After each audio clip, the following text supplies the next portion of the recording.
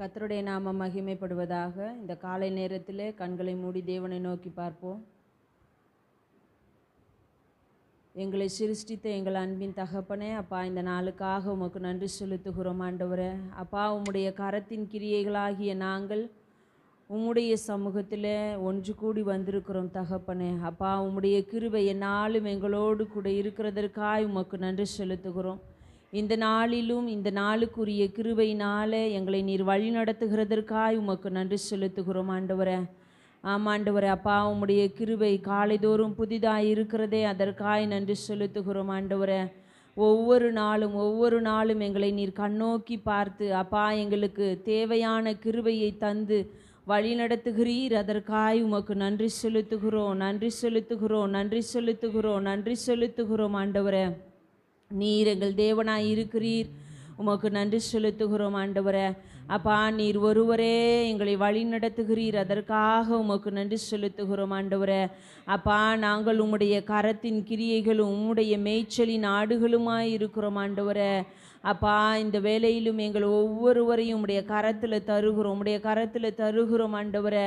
அப்பா, எங்களை ஒவ்வொரு நாளும் உருவாக்கி அப்பா ஸ்தோத்திரம் ஆண்டவரே. அப்பா, வணைந்து அப்பா உம்முடைய சித்தத்திற்கு ஏற்றபடி எங்களை வழிநடத்துகிற எங்கள் தேவனாகிய கர்த்தர், இந்த நாளிலும் அப்படியே நீர் எங்களை ஆளுகை செய்து வழிநடத்த வேண்டுமா ஜெபிக்கிறோம் ஆண்டவரே. உம்முடைய கிருபை இந்த நாளிலும் தொடர்ந்து எங்களோடு கூட இருந்து எங்களை வழிநடத்த வேண்டுமா ஜெபிக்கிறோம் ஆண்டவரே. அப்பா தகப்பனே, ஒவ்வொரு நாளிலும் நீர் எங்களை அப்பா வழி நடத்துகிறது போல இந்த நாளிலும் உம்முடைய வழி நடத்துதல், உம்முடைய செயல் எங்களுடைய வாழ்க்கையில் இருக்கட்டும் ஆண்டவரே. அப்பா, இந்த நேரத்திலும் கூட கர்த்தாவே, நாங்கள் உம்மை முழு இருதயத்தோடும் முழு பலத்தோடும் முழு ஆத்துமாவோடும் தொழுது கொள்ள நீர் எங்களுக்கு கிருபை செய்வீராக தகப்பனே. அப்பா தகப்பனே, எங்களுடைய காரியங்கள், எங்களுடைய சுய சிந்தனைகள், எங்களுடைய சுய விருப்பங்கள் என்று சொல்லி நாங்கள் இல்லாதபடி அப்பா உம்மை மாத்திரமே நோக்கி பார்த்து அப்பா நீர் ஒருவரே மகிமைக்குரியவர், நீர் ஒருவரே அப்பா கனத்திற்குரியவர், நீர் ஒருவரே கர்த்தாவே எல்லா கன மகிமைக்கும் பாத்திரராய் இருக்கிறீர் ஆண்டவரே.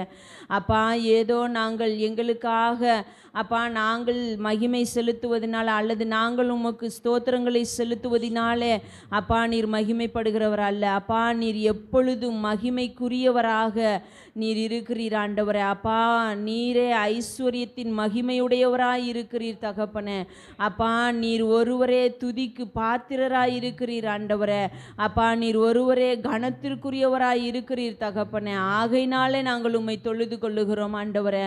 நாங்கள் உம்மை நோக்கி பார்க்கிறோம் தகப்பனே. அப்பா, இந்த வேளையிலும் நாங்கள் உம்மை மாத்திரம் நோக்கி பார்க்கிறோம் ஆண்டவரே. அப்பா, நீர் ஒருவரே பெரியவராய் இருக்கிறீர் தகப்பனே. அப்பா, உம்மை தொழுது கொள்ளுகிறவர்கள் பரிசுத்த அலங்காரத்துடனே தொழுது கொள்ள வேண்டும் என்று சொல்லி உம்முடைய வார்த்தை சொல்லுகிறபடி அப்பா நாங்கள் பரிசுத்த அலங்காரம் உள்ளவர்களாய் அப்பா நாங்கள் உம்மை தொழுது கொள்ள நீர் எங்களை பலப்படுத்துவீராக ஆண்டவரே. நீரே எங்களை வழி நடத்த வேண்டுமாய் ஜெபிக்கிறோம் ஆண்டவரே. அப்பா, உம்முடைய கிருபை எங்களோடு தொடர்ந்து கூட இருக்கட்டும். நாங்கள் பாடும் பொழுது உம்முடைய வசனத்தை தியானிக்கும் பொழுதும் கர்த்தாவே அப்பா உம்முடைய கிருபை மாத்திரம் எங்களோடு கூட இருந்து வழி நடத்த வேண்டுமாய் ஜெபிக்கிறோம் ஆண்டவரே. உம்முடைய ஆவியானவர் தாமே எங்களை சகல சத்தியத்திற்குள்ளும் வழி நடத்துவாராக. நீரே எங்களை பொறுப்படுத்திக் கொள்ளும். இன்ப இயேசுவின் நாமத்தில் ஜெபிக்கிறோம் பிதாவே, ஆமேன், ஆமேன்.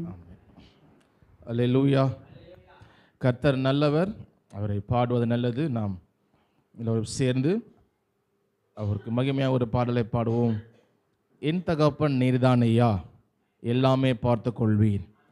ஆண்டவர் எல்லாவற்றையும் பார்த்து கொள்வார். நாம் மகிழ்ச்சியோடு கூட சந்தோஷமாக அந்த பாடலை பாடலாம்.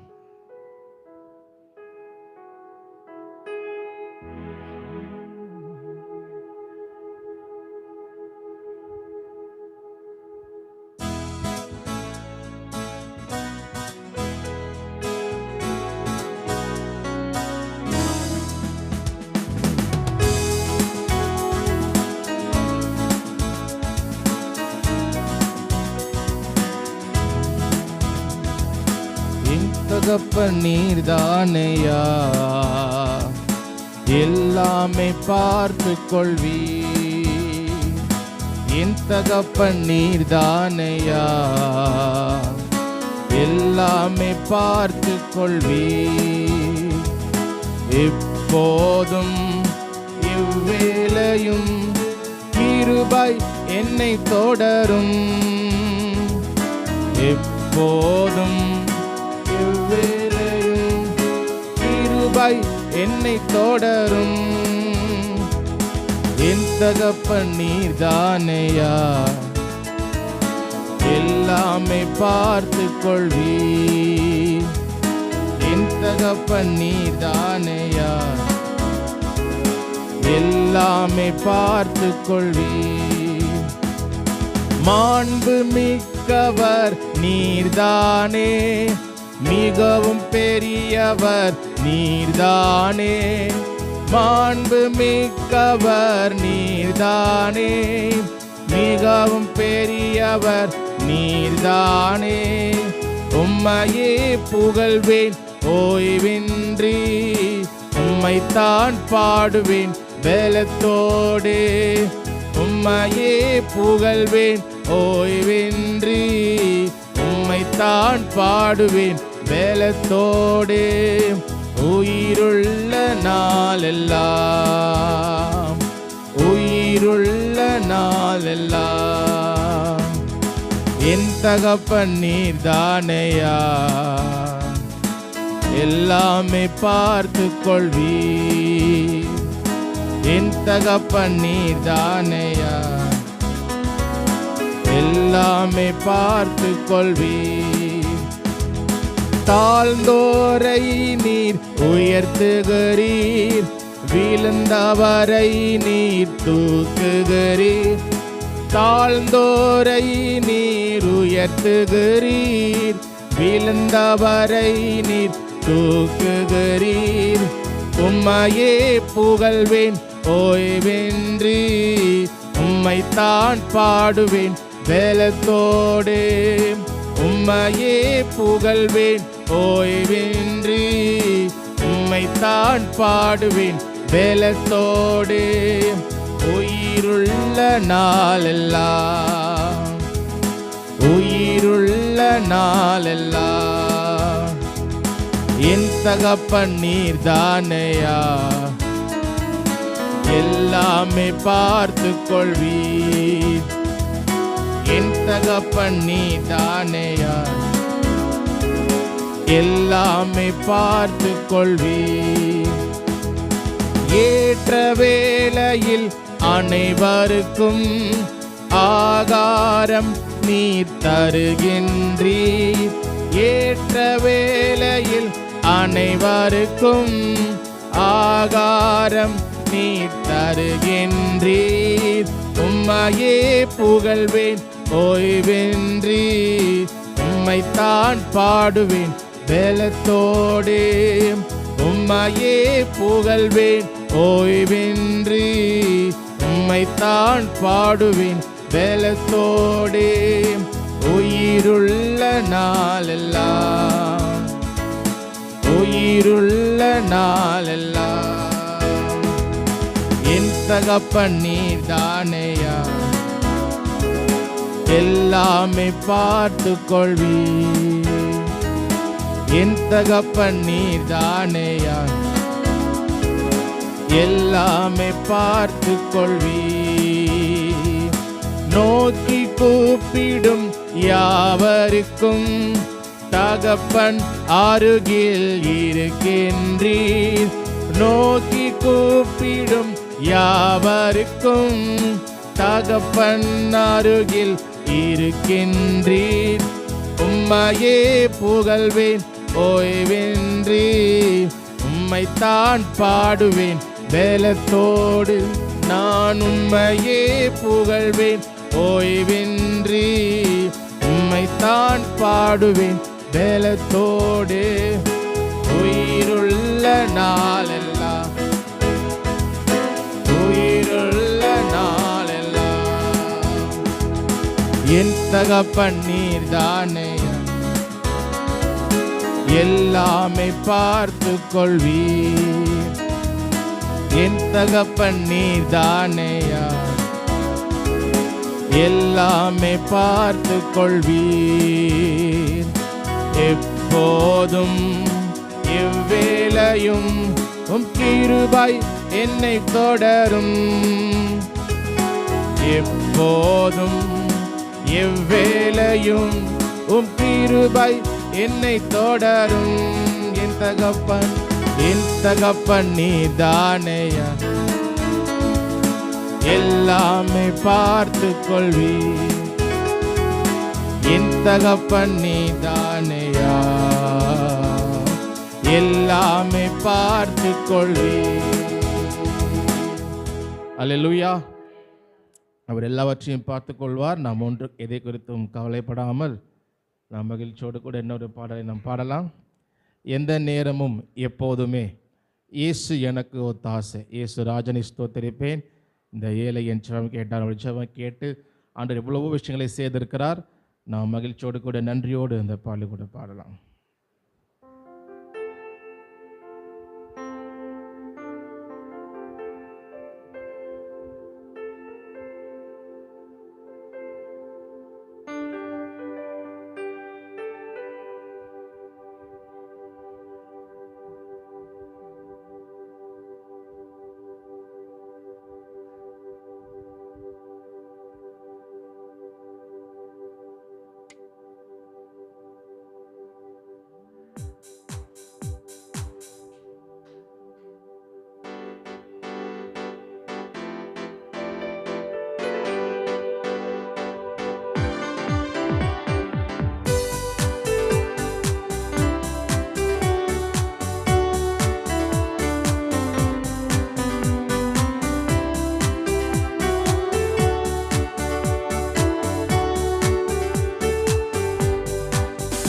எந்த நேரமும் எப்போதுமே இயேசு எனக்கு ஒத்தாசை.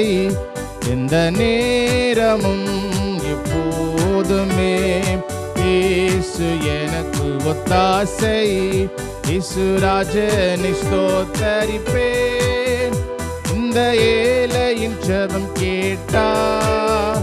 இயேசு ராஜனை ஸ்தோத்தரிப்பேன். இந்த ஏழையின் ஜெபம் கேட்டார். இந்த நேரமும் எப்போதுமே இயேசு எனக்கு ஒத்தாசை. எந்த நேரமும்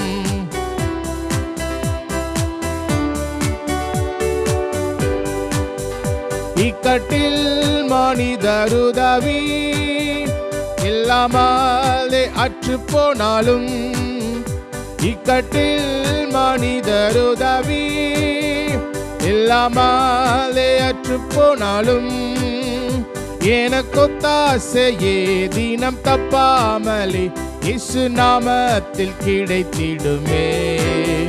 இயேசு நாமத்தில் கிடைத்திடுமே. எனக்கொத்தாசையே தினம் தப்பாமலே இயேசு நாமத்தில் கிடைத்திடுமே. இயேசு நாமத்தில் கிடைத்திடுமே. எந்த நேரமும் எப்போதுமே இயேசு எனக்கு ஒத்தாசை. எந்த நேரமும் எப்போதுமே இயேசு எனக்கு ஒத்தாசை. இயேசு ராஜனை ஸ்தோத்தரிப்பேன். இந்த ஏழையின் ஜெபம் கேட்டார். இயேசு ராஜனை ஸ்தோத்தரிப்பேன். இந்த ஏழையின் ஜெபம் கேட்டார். இந்த நேரமும் எப்போதுமே தாசை.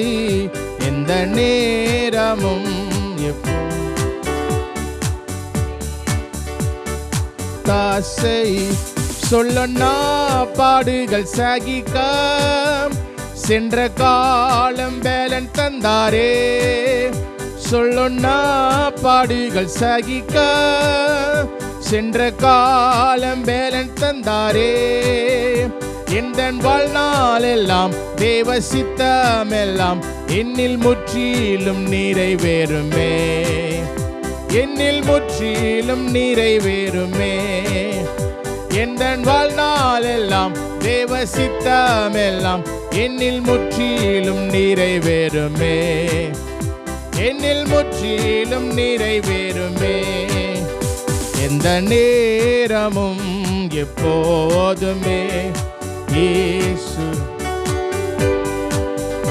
எந்த நேரமும் எப்போதுமே.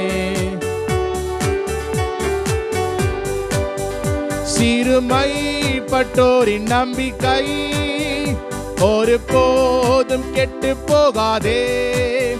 சிறுமைப்பட்டோரின் நம்பிக்கை ஒரு போதும் கெட்டு போகாதே. தம்மை தேடுவோரை கர்த்தர் கைவிடாரே. தேவன் நமக்கு அடைக்கலமே, தேவன் நமக்கு அடைக்கலமே. தம்மை தேடுவோரை கர்த்தர் கைவிடாரே. தேவன் நமக்கு அடைக்கலமே, தேவன் நமக்கு அடைக்கலமே. எந்த நேரமும் எப்போதுமே இயேசு, எந்த நேரம் எப்போதுமே இயேசு. ஒவ்வொரு ஆண்டு முழுவதும் எவ்வளவோ அற்புதம் செய்தார். ஒவ்வொரு ஆண்டு முழுவதும் எவ்வளவோ அற்புதம் செய்தார். வரும் காலத்திலும் வருகை வரையும் வாக்குத்தத்தம் தந்து நடத்துவார். வாக்குத்தத்தம் தந்து நடத்துவார்.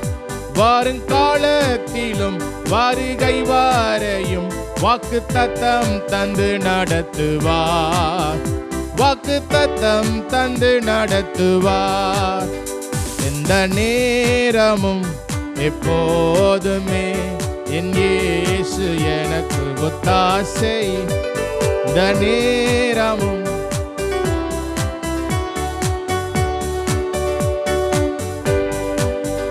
குமாரன் கோபம் கொள்ளாமலும் வழியில் நாம் அழியாமலும்.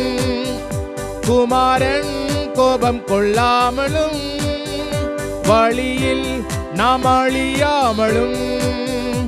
அவர் பாதங்களை முத்தம் செய்திடுவோம். அன்பரேசுவை அண்டிக் கொள்வோம். அன்பரேசுவை அண்டிக் கொள்வோம். அவர் பாதங்களை முத்தம் செய்திடுவோம். அன்பரேசுவை அண்டிக் கொள்வோம். அன்பரேசுவை அண்டிக் கொள்வோம். எந்த நேரமும் எப்போதுமே இயேசு எனக்கு ஒத்தாசை. எந்த நேரமும் இயேசு எனக்கு ஒத்தாசை. ராஜனை ஸ்தோத்தரிப்பேன். இந்த ஏழையின் ஜெபம் கேட்டார்.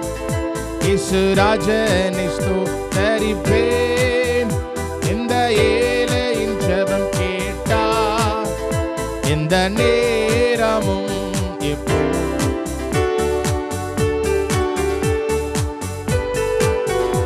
எந்த நேரமும்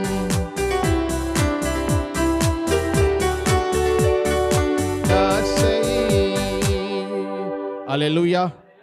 ஆண்டவர் நமக்கு ஒத்தாசையாக எப்பொழுதும் இருக்கிறார். அப்போஸ்தலனாகிய பவுல் சிறையிலிருந்து அவர் நிருபம் எழுதும் பொழுது கர்த்தருக்குள் எப்பொழுதும் சந்தோஷமாயிருங்கள், சந்தோஷமாயிருங்கள் என்று மறுபடியும் சொல்கிறேன். ஸோ கிறிஸ்துவோட கூட இருக்கிற வாழ்க்கை ரொம்ப சந்தோஷமானது. இந்த உலகத்திலே நம்ம இருக்கிற உறவுகளே ரொம்ப சந்தோஷத்தை கொடுக்கும் பொழுது, ஆனால் அவங்களாம் சில நேரம் நம்ம நினைக்கிறதெல்லாம் செய்கிறதில்ல, சரியாக புரிஞ்சுக்கிறதில்ல. எவ்வளோ குறைகள் உண்டு, ஆனாலும் சந்தோஷமாக நம்ம இருக்கிறோம். அம்மா அப்பா அப்புறம் கணவன் மனைவி பிள்ளைங்க சந்தோஷமாக தான் இருக்கிறோம். ஒரு சில நாள் இல்லாமல் போனாலும் குறை உள்ளவரெலாம் இருக்கிறனால. ஆனால் இப்போ தேவனோடு இருக்கிறவர் அது ரொம்ப அவர் மாறாதவர், எவ்வளோ அன்புள்ளவராக இருக்கிறார். இப்போ எவ்வளோ சந்தோஷமாக இருக்கணும். அநேக கிறிஸ்தவர்கள் சந்தோஷமாக இல்லை. ஆமாம், காரணம் என்ன அப்படின்னா தேவன் நமக்கு வாக்கு பண்ணினதை அவர் செஞ்சுட்டு தான் இருக்கிறார். எல்லாமே இருக்குது. தேவன் எதெல்லாம் வாக்கு பண்ணலையோ, எதெல்லாம் அவர் தருவேன்னு சொல்லலையோ, முக்கியத்துவப்படுத்தலையோ, அதெல்லாம் உலக மக்கள் போல் இவங்களும் ஆசைப்பட்டுக்கிட்டு அதுக்காக ஜெபிச்சுக்கிட்டு, ஆண்டவர் எனக்கு என்ன செய்யலை, எனக்கு என்ன அப்படி ஆகலை அப்படின்னு அழுது, இந்த தேவன் வாக்கு பண்ணாத, இதெல்லாம் உங்களுக்கு செய்வேன் அப்படின்னு சொல்லாத விஷயங்களில் இவங்க வந்து நம்ம போராடி உபவாசம் போட்டு அது என்னைக்கு நடக்கும் அப்படின்னு ஒரே கவலையோடு இப்படியே அதிகமாக நேரம் சிந்தித்திருக்கிறனால ஆண்டவரோடு இருக்கிற சந்தோஷமான ஒரு வாழ்க்கை இருக்க மாட்டேங்குது.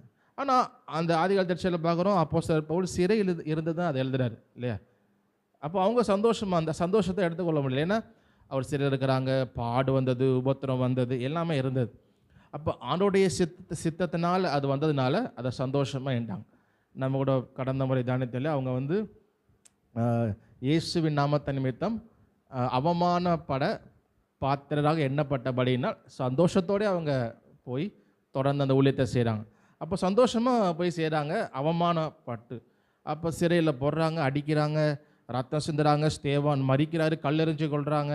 அவங்க தொடர்ந்து அவங்க செய்கிறாங்க, சந்தோஷமாக இருக்கிறாங்க.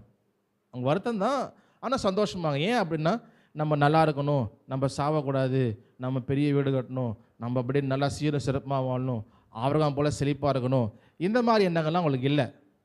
தேவனுடைய சித்தம் நம்ம வாழ்க்கையில் நடக்கணும், அவருடைய சித்தத்தின்படி இருந்ததா ஓகே. அப்போ அந்த முக்கியத்துவமாக பண்ண இருந்தனால அவங்களுக்கு இந்த உலக வாழ்க்கையில் ஏற்றம் இறக்கங்கள் ஏன்னா நமக்கு தெரியாது, என்றைக்கு நமக்கு காசு வரும்னு தெரியாது, என்றைக்கு போகும்னு தெரியாது. நம்மள்ட்ட இன்றைக்கி லட்சக்கணக்கு இருக்கலாம், அது நாளைக்கு போகுமான்னு தெரியாது. இன்றைக்கி 0வாக இருக்கலாம், நாளைக்கு லட்சம் வருமானம் தெரியாது. அது நிரந்தரமற்றது, நிலையற்றது. அது நிலையற்ற ஐஸ்வர்யம். எப்போ வரும்னு தெரியாது, எப்போ போகும் தெரியாது. அது அது நிரந்தரமாக சொல்ல முடியாது.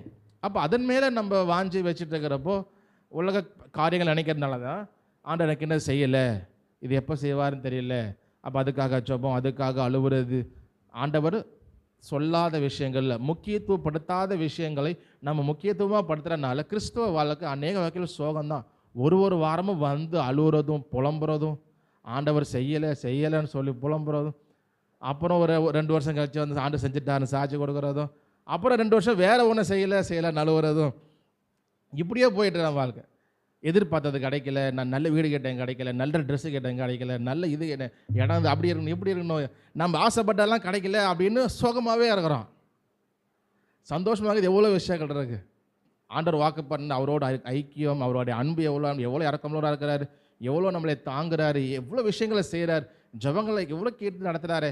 அந்த சந்தோஷமான ஒரு உறவு சந்தோஷமாக இருக்கிறத விட்டுட்டு நம்ம என்ன பண்ணுறோம், ஆண்டவர் சொல்லாத முக்கியத்துவப்படுத்தாத காரியங்களில் அதுதான் பெரிய முக்கியத்துவம். அது சில தவறான உபதேசங்கள், ப்ராஸ்பரிட்டி காஸ்பல், அந்த காஸ்பல் எல்லாம் வந்து மக்களை கெடுத்து அவங்க அதையே நினச்சி அதையே பேசி இன்னும் நடக்கலை, நான் இன்னும் செழிப்பாகலை, அது ஆகிறதுக்கு என்ன செய்யணும் அப்படின்ட்டு நம்ம அதையே பார்க்குறதுனால நம்ம வாழ்க்கையில் தேவனோடு உள்ள ஒரு சந்தோஷம் இல்லை. இப்போது ஒரு கவலையாகவே இருக்கிறோம், ரட்சிக்கப்பட்டு நம்ம என்ன பண்ணுறோம், கவலையாகவே இருக்கிறோம். நம்ம சந்தோஷமாக இருக்கிறது என்ன செய்யணும், ஆண்டவர் என்ன செய்யணும் சந்தோஷமாக இருக்கிறது? சொன்னார் இல்லையா, தன் சகோதரனுக்காக இல்லை நண்பனுக்காக ஜீவனை கொடுப்பதை காட்டிலும் பெரிய அன்பு ஒன்று கிடையாது. அதை சொன்னார். சொல்லிட்டு அவர் என்ன பண்ணார், தம் ஜீவனை தந்து நமக்கு அந்த அன்பை வெளிப்படுத்தினார். அவர் எல்லாவற்றையும் இருந்தாலும் அவர் வெறுமையாக்கி அவ்வளோ அவமான சிலுவையில் அவமானப்பட்ட அடிகளை எல்லாத்தையும் என்னென்னா நம்ம மேல் எவ்வளோ அன்பாக இருக்குன்றதை காமிக்கிறது தான். நிருபங்களில் வாசிக்கிறோம் இல்லையா, அவர் சொந்த குமாரன் என்றும் பாராமல் அவரையே நமக்காக தந்திருக்கும் பொழுது அவரோடு கூட மற்ற எல்லாவற்றையும் அருளாதிருப்பது எப்படி? அப்போ நமக்கு தேவையான எல்லா விஷயங்களையும் அவர் நம்ம கேட்காமே அவர் என்ன பண்ணுறார், செய்கிறார். ஆனால் எங்கே பிரச்சனை, இப்போ எல்லாமே செய்கிறாரா, நான் கேட்கறலாம் செஞ்சாரானா, அங்கே தான் கொஸ்டின். பவுலோட வாழ்க்கையில் சரீரத்தில் ஒரு முள் கொடுக்கப்பட்டிருந்தது, அவருக்கு ரொம்ப கஷ்டமாக இருக்குது, அதை வச்சுக்கிட்டு அவரால் கம்ஃபர்டபுளாக இருக்க முடியல. அவர் ஜெபம் பண்ணுறாரு, ஆண்டவரே இந்த முள்ளை எடுத்து போட்டுருங்க அப்படின்னு. அப்போ எல்லாவற்றையும் செய்கிறவர் தானே, கஷ்டப்படுறாரு, சரீரத்தில் ஏதோ ஒரு பிரச்சனை. ஆனால் ஆண்டவர் என்ன சொல்கிறாரு, அது தெரியும், என் கிருபை உனக்கு போதும், அதை எடுத்து போட்டுன்னு ஜெபிக்காது, அது இருக்கும், நான் தெரிஞ்சு தான் வச்சுருக்கிறேன் கிடையாதுன்ட்டார். பாருங்கள், அப்போஸ்தலர் கலாத்தியரில் சொல்றார், நான் முதலாந்தரம் உங்களிடத்தில் வந்த பொழுது சரீர பலவீனத்தோடே சுவிசேஷத்தை பிரசங்கித்தேன். ஒருவேளை இது கூட இருந்திருக்கலாம், சரீர முள் தொடர்ந்து இருந்திருக்கலாம். கலாத்தியர் 2 அதிகாரம் 3 அதிகாரம் சொல்கிறார், நான் சரீர பலவீனத்தோடே உங்கள் சுவிசேஷத்தை என்ன பண்ணேன், அறிவிச்சேன். நீங்கள் ஆனால் என்னை தேவதூதனை போலவும் கிறிஸ்து இயேசுவை போலவும் என்னை ஏற்றுக்கொண்டீர்கள். அப்போ செய்கிற பலவீனத்தோடய தான் ஊழியம் செய்கிறாரு. அப்போ தேவ சித்தம் அவருக்கு தெரிஞ்சதுக்கப்புறம் ஓகே, அப்போ ஆண்டவர் பலனை தருவார். அவருடைய பலனை பற்றி கொண்டு அப்புறம் சொல்கிறார் இல்லையா, என்னை பலப்படுத்துகிற இயேசு கிறிஸ்துவினாலே எல்லாவற்றையும் நான் என்ன பண்ண செய்வேன். அப்போ இது எனக்கு பெரிய ஹிண்டரன்ஸாக இருக்காது, கஷ்டம்தான். ஆனால் ஆண்டவர் கிருபை, ஆண்டவர் என்னை கொண்டு என்னென்ன செய்ய நினைக்கிறாரோ அதெல்லாம் செஞ்சு முடிச்சிடுவார். அப்போ இது இந்த முள் எது கொடுத்துருக்கிறாருன்னா ஏதோ ஒரு காரணத்துக்கு கொடுத்துருக்கிறாரு. அப்போ முள் எடுத்து போட்டிருக்கேன்றத அதுக்கப்புறம் ஜோம் பண்ணல. முள் இருந்துச்சு, அவர் கஷ்டமாக தான் இருந்துச்சு. ஆனாலும் தேவன் என்னென்ன செய்ய நோக்கமாக இருந்தால் அதெல்லாம் செஞ்சு முடித்தார். நல்ல போராட்டத்தை போராடினேன், விசுவாசத்தை காத்து கொண்டேன். அப்போ சில இடத்துல ஆண்டவர் சில விஷயத்தில் அனுமதித்து அவர் வைத்திருக்கிறார். அப்போது தேவ சித்தம் எல்லாவற்றையும் தரார், தேவ சித்தத்தின்படி.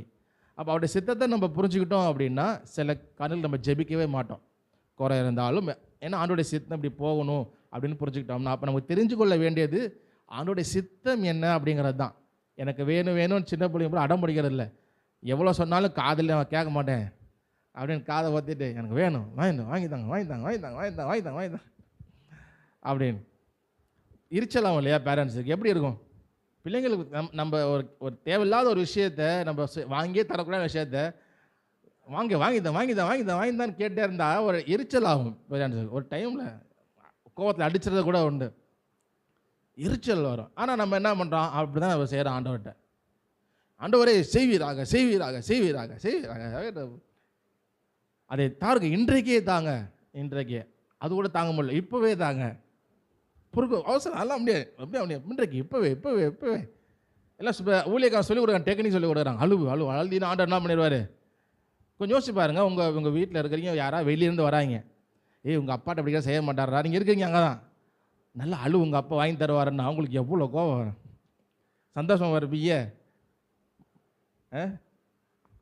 எவ்வளோ கோவம் வரும், எரிச்சல் வரும். நீ என் பிள்ளைங்க என்ன செய்ய, நீ எல்லாம் பிளான் பண்ணி வச்சுருக்கிறேன், நீ என்ன வந்து அழுவ சொல்லி கொடுக்குற, இரிட்டேட் தான் ஆகும். அப்போ நம்ம என்ன அவர் நல்ல தகப்பனாக இருக்கிறார், நம்ம பேசணும் எதிர்பார்க்குறாரு, அவரோட பேசணும், உறவாடணும். ஆனால் நம்ம என்ன சொல்லி தரோம், ஆண்டவர் அழுதா என்ன பண்ணுவார், சொல்லுவார், ஒரு சொட்டு கண்ணீராவது நீ விட்டுரு. ஆண்டவருக்கு தெரியும் சும்மா எது முதல்ல கண்ணீர் எந்த கண்ணீர் அவர் தெரியாதா. வேதத்தில் கண்ணீருக்கு அவர் பதில் தந்தார். அவங்களாம் உண்மையாக அழுதாங்க, யாரும் சொல்லலாம் அழுவல. ஆண்டவர் அழுதா செஞ்சு வராண்டா, அண்ணால் அழுவானாலும் அண்ணால் அழுவல. எசேக்கியா அப்படி அழுதார், வந்து சொன்னாங்களா ஆண்டவர் தான் செஞ்சு எசேக்கியா அழுவ அப்படிலாம் அவங்க அப்படிலாம் இல்லை. அவங்க உள்ளத்தில் பாரப்பட்டு அது இயற்கையாக அதுக்கு அழுவவே கூடாதுன்னு கிடையாது, ஆண்டவர்கிட்ட அழுவே கூடாது அப்படிலாம் கிடையாது. நம்முடைய உணர்ச்சிகளை ஃப்ரீயாக நம்ம அப்பாட்ட எப்படி ஷேர் பண்ணணும். எல்லா பிள்ளைங்களும் ஒரே மாதிரி கிடையாது. சில பிள்ளைங்க ஒன்றுக்கும் அழுவும், அது பிள்ளை அப்படி தான். சிலது அழுவவே அழுவாது. அப்போ செத்தான் அது தாங்கி நிற்கும். ஓகே எங்கள் அப்பா இருந்தார், ஓகே தாங்கி. சிலதெல்லாம் நெஞ்சில் அடித்து உருண்டு பிறண்டு அழுவா, எங்கள் அப்பா போய்ட்டு என்ன செய்வேன் அப்படின்னு. நம்முடைய உணர்ச்சிகளை எல்லாரும் ஒரே மாதிரி எக்ஸ்பிரஸ் பண்ணுறது கிடையாது, எல்லாம் ஒரு டிஃப்ரென்ஸ். அதே போல் தான் நம்ம கூட. இப்போ ஆண்டவர் என்ன பண்ணுறாருன்னு எக்ஸ்பிரஸ் பண்ண வேணான்னு சொல்ல, அவ்வளோ வேணான்னு சொல்ல, அது உண்மையாக இருக்கணும் அப்படின்னு. இந்த டூப்ளிகேட் அழுவையெல்லாம் மனுஷனை தான் என்ன பண்ணும், ஏமாத்த. ஆண்டவர் ஏமாற்ற முடியாது. அவர் சொல்லிட்டு விட்டுவார், முதக்கெல்லாம் விடாத, மனுஷன் முகத்தை பார்க்கிறான், கர்த்தர் இருதயத்தை பார்க்கிறார். அப்போ நம்ம ஆண்டவருக்குள்ளே அந்த உறவில் சந்தோஷமாக இருக்கலாம். அப்படி தான் எல்லாம் இருக்கிறாங்க. பிரச்சனை எங்கே, நாம் எதில் பார்க்கணும், எதை தியானிக்கணும், அதில் விட்டுட்டு ஆண்டவர் சொல்லாத, முக்கியத்துவப்படுத்தாத, அழிந்து போகிற கொஞ்ச நாள் இருக்க போகிற விஷயத்தை முக்கியத்துவப்படுத்திட்டு அதுக்காகவே டெய்லி ஜோம் பண்ணுறதும், அதுக்காகவே நம்ம யோசிக்கிறதும், என்ன செய்ய போகிறோம். இந்த இதனால தான் ஆண்டவரோடு இருக்கிற சந்தோஷமான அந்த ஒரு நாள் இருக்கிற அந்த உறவு சோகமாகவும் வருத்தமாகவும் புலம்பலாகவும் இருந்தது. மோசே அந்த ஜனங்கள் போகும்பொழுது எல்லாருக்கும் ஒரே பிரச்சனை தான். ஆனால் மோசே சந்தோஷமாக அந்த இருந்தார் இல்லையா. தேவனுடைய சிநேகிதன் என்னப்பட்டான், அது ஆண்டவரே உங்களுடைய பிரச்சனை எங்களை விட்டு இங்கே கொண்டு போகலன்னா நாங்கள் இங்கேருந்து கொண்டு போக வேண்டாம், நாங்கள் இல்லை. அப்படி தேவன் அவங்களோட இருக்கிறார் அப்படின்ற சந்தோஷம் மோசே ஆரோனும் அவ்வளோ சந்தோஷமாக இருந்தது. நம்ம ஜீவனுள்ள தேவன் ஆராதிக்கிறோம், எவ்வளோ நல்ல ஆண்டவர் அப்படின்னு எக்ஸ்பீரியன்ஸ் பண்ணிட்டாங்க. ஆனால் ஜனங்க என்ன பண்ணுறாங்க, புலம்பல், சாப்பாடு இல்லை, அது இல்லை, அது இல்லைன்னு ஒரே புலம்பல் படுறாங்க. அப்போ சேம் ஒரே ஆண்டவர் தான். அப்போ ரெண்டு ஜனோட வித்தியாசம் என்ன இருக்குது? மோசே 40 நாள் மலைக்கு போகிறாரு, சாப்பாடை பற்றியே கவலை இல்லை. மோசே மலை மேலே ஏறிவா, அண்டே மேலே சாப்பாடு ஹோட்டல் இருக்குமா ஆண்டவரேன்னு கேட்கலாம். மோசே அந்த ஹோட்டல் இருக்குமா, சோறு போடுவீங்களா எனக்கு, அதெல்லாம் இல்லை. ஆண்டவர் கூப்பிட்றாரு, வார்த்தையை விடுவார். 40 நாள் அவர் பாட்டு என்ன பண்ணார், இருந்தார். அவங்க சாப்பாடு அது இது லொட்டல் வசு உலக பிரச்சனை அவங்க எதிர்பார்க்கவே இல்லை. ஏன்னா தேவன் ஜீவனுள்ள தேவன், அவர் தான் வேறொரு தேவன் இல்லை. அவர் அவளைக்கிறார், அவர் பேசுகிறார், ஏதோ ஒன்று சொல்ல நினைக்கிறார். அப்போ எல்லாத்தையும் தூக்கி போட்டு அவ்வளோ அங்கே அதுக்கு முக்கியத்துவம் கொடுத்தாங்க. அதனால் அவங்க சந்தோஷமாக தான் அந்த மோசையெல்லாம் புலம்பவே இல்லை. சாப்பாடு அவருக்கும் சாப்பாடு இல்லாமல் சூழ்நிலை எல்லாருக்கும் ஒரே சூழ்நிலை தான். நம்ம எல்லாருக்குமே ஒரே சூழ்நிலை, எல்லாத்துக்கும் கஷ்டம் இருக்கும், வேறு வேறு கஷ்டங்கள் இருக்கும், எல்லாமே இருக்கும். ஆனால் நம்ம இதை முக்கியத்துவப்படுத்துகிறோம். ஆண்டவர் நம்ம கூட இருக்கிறதையும் ஜெபிக்கிறது, உறவு ஐக்கியம், அவரோட உறவை முக்கியத்துவப்படுத்துகிறப்போ நிச்சயமாக நம்மளால் ஒரு நாளும் இந்த மூஞ்சி நமக்கு இருக்காது, ரொம்ப சந்தோஷமாக இருக்கும். நாள் பார்த்தாலே நம்ம பார்க்குறலாம் பிரைட் ஆகிடுவாங்க, இவ்வளோ சந்தோஷமாக இருக்கிறீங்க அப்படின்னு. ஆனால் வேறு இஸ்ரவேல் ஜனங்களை போல் இந்த காரியங்களே உலக காரியங்களே பார்த்தோம்னா அவங்கள போலவே நம்மளும் சௌகமாக இருப்போம். அவங்க பார்த்துட்டு ரொம்ப டல்லாக இருக்கிறீங்க, கஷ்டம் இருக்குல்ல, எனக்கும் தான் கஷ்டம் இருக்குது அப்படின்னு அவன் கஷ்டத்தை நமக்கு சொல்ல, நம்ம கஷ்டத்தை அவனுக்கு சொல்ல, அப்போ ஆறுதலாக இருந்துச்சுங்க அப்படின்னு 2 பேர் வரும். அப்படி இல்லை. ஸோ நம்ம தேவனோடு இருக்கிற உறவு அது ரொம்ப சந்தோஷமான உறவு. இக்கட்டில் மனிதர் உதவி இல்லாமல் அற்று போனாலும் தேவன் நமக்கு உதவி செய்ய வல்லவராக இருக்கிறார்.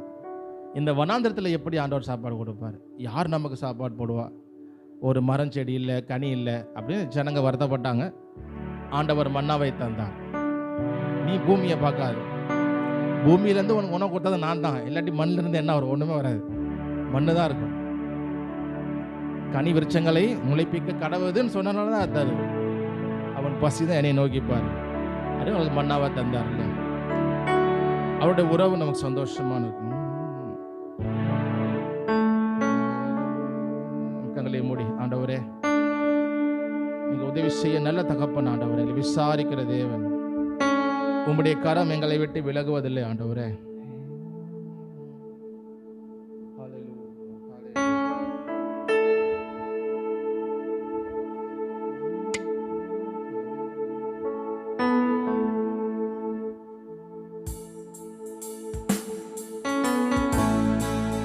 ஆண்டவரே உம்முடைய கரம் எங்களை விட்டு விலகுவதில்லை. உலகத்தின் முடிவு பரியந்தம் சகல நாட்களில் உங்களோடு கூட இருப்பேன்னு சொன்னீங்க. நீர் வாக்கு பண்ணினவர், மாறாதவர், வாக்கு தத்தம் தந்து நடத்துகிறவரே.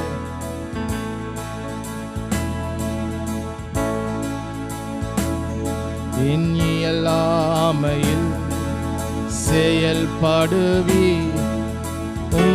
கரம் என்னை விலகாதிருக்கும். இயலாமையில் செயல்படுவீர், கரம் என்னை விலகாதிருக்கும். மலைகளை பெயர்ப்பீர் என்றால் என் தடைகள் உமக்கு எம்மாத்திரம். மரித்தோரை எழச் செய்தீர் என்றால் என் நோய்கள் உமக்கு எம்மாத்திரம். கிரகிக்க முடியா காரியம் செய்வீர், சர்வ ஞானியே உம்மை ஆராதிப்பேன். கிரகிக்க முடியா காரியம் செய்வீர், சர்வ ஞானியே உம்மை ஆராதிப்பேன். கிரகிக்க முடியா காரியம் செய்வீர், சர்வ ஞானியே ஆராதிப்பேன். நான் கிரகிக்க முடியா காரியம், சர்வ ஞானியே, சர்வ ஞானியே ஆராதிப்பேன். சர்வ ஞானியே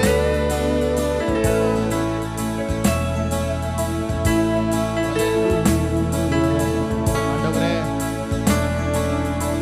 இயலாமையில் நீ செயல்படுவீர். மனிதர்கள் மறந்தாலும் உதவி இல்லாமல் போனாலும் நீர் எங்களுக்காக கிரியை செய்கிற தேவன். பால் குடிக்கும் பாலகனை தாய் மறப்பாலோ, அவள் உன்னை மறந்தாலும் நான் உன் மறைவேன் என்று சொன்னேன் தகப்பனே. இஸ்ரவேல் ஜனங்கள் செங்கடல் முன்னாடி போய் நின்ன பொழுது எகிப்தியர் நினைச்சாங்க, ஓ ஜனங்க மாட்டிக்கிட்டாங்க, அவ்வளவுதான், இனிமேட்டு வழியே இல்லை, அவ்வளவுதான் கடல். அங்கிட்டு போறதுக்கு அவங்கள்ட்ட கப்பல் கிடையாது, அவங்கள்ட்ட நீச்சல் ட்ரெஸ் கிடையாது, எதுவுமே கிடையாது. மாட்டிக்கிட்டாங்க ஜனங்க அப்படின்னு எகிப்தியர் நினைச்சான், பார்வோன் நினைச்சாங்க.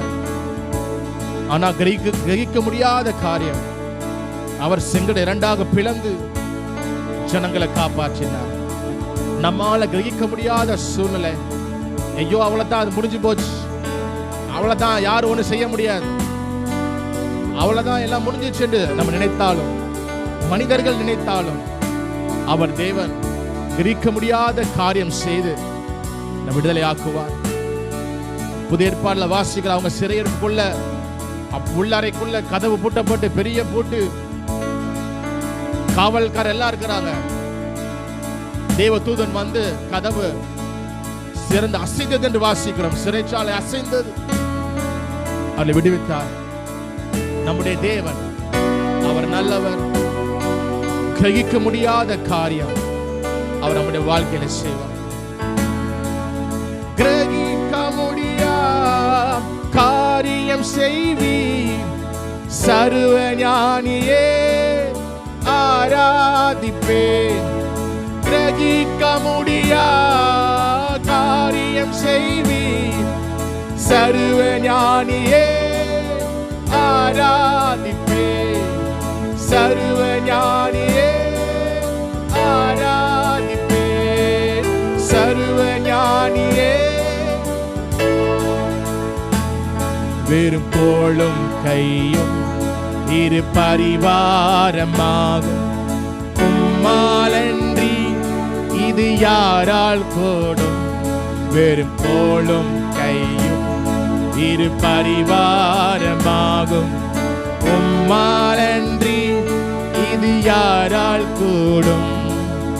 ஆகாயத்து பட்சிகளை போஷிப்பீர் என்றால், என்னையும் போஷிப்பது நிச்சயமே. காட்டி புஷ்பங்களை நீர் என்றால், என்னை நடத்துவதும் நிச்சயமே. கிரகிக்க முடியாத காரியம் செய்வீர், சர்வ ஞானியே உம்மை ஆராதி. நான் கிரகிக்க முடியாத காரியம் செய்வீர், சர்வ ஞானியே ஆராதிப்பேன். நான் கிரகிக்க முடியாத காரியம், சர்வ ஞானியே ஆராதிப்பேன். சர்வ ஞானியே ஆராதிப்பேன். என் தேவன் எனக்காய் ஏதாகிலும் செய்திடுவார் என்றார், மறந்தது உண்டா? என் தேவன் எனக்காய் ஏதாகிலும் செய்திடுவார் உண்டா? என் தேவன் எனக்காய் ஏதாகிலும் செய்திடுவார் என்றார், மறந்தது உண்டா? என் தேவன் என்றாகிலும் கிரகிக்க முடியா காரியம் செய்வீர், சர்வ ஞானியே ஆராதிப்பேன். நான் கிரகிக்க முடியாத சர்வ ஞானியே உம்மை ஆராதிப்பேன். சர்வ ஞானியே ஆராதிப்பேன். சர்வ ஞானியே உம்மை ஆராதிப்பேன். நம்முடைய தேவன் ஏதாகிலும் செய்வார், அவர் மறந்ததில்லை. அவர் தம்முடைய ஜனங்களை அவருடைய சித்தப்படி காக்க வேண்டும் நினைக்கிறவர்களை நிச்சயமாக காப்பாற்றுவார். நம்முடைய தலையில் இருக்கிற முடியில் ஒன்றாகிலும் அவருடைய சித்தம் இல்லாமல் கீழே விழாது. நிறைய ஜனங்க இந்த பூமியில எவ்வளோ பேரை கொலை செஞ்சிருக்கிறாங்க. தங்களுக்கு விரோதமா வந்தவர்களை எவ்வளோ பேரை பிளான் பண்ணி கொலை செஞ்சு மர்டர் பண்ணியிருக்கிறாங்க. ஆனா கர்த்தருடைய ஜனம், கர்த்தருடைய காரியம் வரும் பொழுது இதையும் ரொம்ப ஈஸியா அமைக்கிடலாம். நம்ம அவ்வளோ பெரிய படையை ஜெயிச்சிட்டோம், அவ்வளோ ஆயிரக்கணக்கான பேரை கொண்டுட்டோம், இது என்ன நூற்றுக்கணக்கான பேர் தானே, இது என்ன ஒரே ஒரு எலியா தானே, இவன் ஒரே ஒரு ஆள் தானே, ஈஸியா அமைக்கிடலாம். தேவன் சொல்றார், யாக்கோபு என்னும் சிறு பூச்சியே நீ பயப்படாதே, நீ சின்ன பூச்சி தான், பயப்படாதே, நான் துணை நிற்கிறேன். ஆண்டவர் கூட இருந்ததுனால எல்லாரும் எவ்வளவு அழிக்க நினைத்தாலும், ஆண்டோடைய அனுமதிக்குள்ள எவ்வளவு பேர் அழிஞ்சு போனாலும், அவர் தாமுடைய ஜனங்களை அவர் காப்பாற்றினார். எலியா புலம்பினார், ஆண்டவரே நான் ஒருவன் மாத்திரம் மீதியா இருக்கிறேன், நான் ஒரே ஒருத்தன் தான் மீதியா இருக்கிறேன் உங்களுடைய ஊழியக்காரனாக, இதுக்கு நிற்கிற நாம் ஒரே ஒருத்தன் தான் அப்படின்னு. ஆண்டவர் சொன்னார், ரொம்ப ஓவர் டைலாக் பேசாத, நான் எத்தனை பேர் வச்சிருக்கிறேன், பாகாலுக்கு முழங்கால் படியிடாத 7000 பேர், ரொம்ப ஓவரா சீன் போனார். எனக்கு தெரியும் அவர் அருமை இல்லாம அழிச்சிட முடியுமா? அப்போ ஜனங்கள் கஷ்டத்துல போகும் பொழுது ஜனங்கள் மரித்தாங்க சில பேர். அவருடைய அனுமதிக்குள்ள அவர் ஒரு ஜனங்களை மீந்திருக்க வேண்டும் என்று நினைத்ததுனால இஸ்ரவேல் ஜனங்களை 0 ஆக்க முடியாது. கொஞ்சம் பேர் தான், சின்ன பூச்சி தான். இன்றைக்கு பாருங்க, அந்த இஸ்ரேல் தேசத்தை சுத்தி ஃபுல்லா இஸ்லாம் நாடு தான். இஸ்ரேல் மேப்ல பாத்தீங்கன்னா தெரியும், இஸ்ரேல் இவ்வளோ, அவங்க இவ்வளோ பெருசு. இன்னைக்கு ஈரான் பார்த்தீங்கன்னா நாங்கள் இத்தனை குண்டு வச்சிருக்கோம், அத்தனை குண்டு வச்சிருக்கோம், ஒரே குண்டில் காலி பண்ணிடுறோம், எல்லாம் பேசுவோம். 0 அழிக்க முடியாது. இஸ்ரேல் ஜனங்கள் வாழ்ந்த நாட்கள்ல எகிப்தியர்கள் இன்னைக்கு இல்ல, பெரிய சாம்ராஜ்யம். இன்னைக்கு அங்க இருக்கிறதெல்லாம் எகிப்துன்னு ஊர் தான் இருக்கு, அங்க அரேபியர்களும் மற்றவங்க தான் இருக்கிறாங்க. எகிப்தியர் இல்ல, அவங்களுடைய ரேஸ் கிடையாது. கானானியர் இல்ல, அங்க இருந்து எவ்வளவோ ஜனங்கள், எபூசியர், அவங்க இவங்க எல்லாம், அந்த ஜனங்க இனிமே கிடையாது. பெரிய சாம்ராஜ்யமா இருந்தது, ஒருத்தர் கூட இல்லை, அந்த ரேஸே இல்லை. ஆனா இஸ்ரவேல் ஜனங்கள் இன்றைக்கும் இருந்தாங்க. கிபி 70 அவங்க முற்றிலுமாக துரத்தப்பட்டாங்க. அவ்வளவுதான், முடிஞ்சிச்சு. இனிமேட்லாம் பைபிள் சொல்ற மாதிரிலாம் அந்த ஜனங்கள்லாம் இஸ்ரேல் நாட்டெலாம் வராது. ஆனா 1947 நினைக்கிறேன்ல, திரும்ப அந்த ஜனங்க நாங்க திரும்பங்க இருக்கிறாங்க. சண்டை போடலாம், நீ ஏதாவது பண்ணலாம், ஆனா தேவனுடைய சித்தம், அவர் எதையாக நம்ம செய்வார், கிரகிக்க முடியாத காரியங்களை செய்வார். இஸ்ரவேல் ஜனங்கள் அந்த வந்த நாட்களில் உடனே போற ஜனங்கள், தேசம் உருவான உடனேயே எகிப்தியர் பக்கத்தில் இருந்தவங்களாம் சண்டை வராங்க. ஏன் இப்பயே அழிச்சிடணும்டா, இல்லாட்டி நம்மள பெரிய ஆளா வந்துருவாங்க. உடனே அவங்க இன்னும் ராணுவம்லாம் ஒன்றும் ப்ரிப்பேர் ஆகவே இல்லை, உடனே போருக்கு வந்தாங்க. தேவன் உங்களுக்கு வெற்றியை கொடுத்தார், அற்புதமாக வெற்றி உங்களுக்கு என்ன பண்ணார், கொடுத்தார். அப்ப தேவன் எதையாவது அவர் செய்வார், நம்மளை காப்பாற்ற அவருடைய வேலை. நம்ம இது பண்ணலாம் தேவையில்லை, அவருடைய சித்தம். மறிக்கின்றதுனால மறிக்கிட்டார். ஸ்தேவானை கல்லெறிஞ்சு கொண்டாங்க, அவருடைய சித்தம். ஏரோது யாக்கோபை கொலை செய்தான், கொலை செஞ்சுட்டு ஆஹா யாக்கோபை கொலை பண்ணிட்டோம், நல்லா இருக்கு ஜனங்க, அப்ப எல்லாரையும் கொலை பண்ணிடலாம், முடியாது. பேதுருவை சிறையில் போட்டாங்க, என்ன நடந்துச்சு? அப்படி மாட்டிட்டு ஜெயில தண்டனை கொடுத்துட்டாங்கல்ல. தேவனுடைய சித்தம் பேதுரு மறிக்கணும்னு இல்லை, ஸ்தேவான் மறிக்கணும். தேவ சித்தம் ஸ்தேவான் மரித்தார், அவர் ரத்த சாட்சியாக மரித்தார். ஆனா தேவ சித்தம் பேதுரு அன்னைக்கு மறிக்கணும்னு இல்லை. தேவ தூதன் வந்தான், கதவு அவரை கோடை திறந்து ரோட்ல வந்து விட்டார். அவருக்கு தெரியல, அவர் சொப்பனம் காண்கிறவர் போல இருந்துச்சு பேதுரு. பவுலும் சீலாவும் இருந்தப்பா அப்படிதான். அன்னைக்கு அவங்க மறிக்கணும் தேவ சித்தம் இல்லை.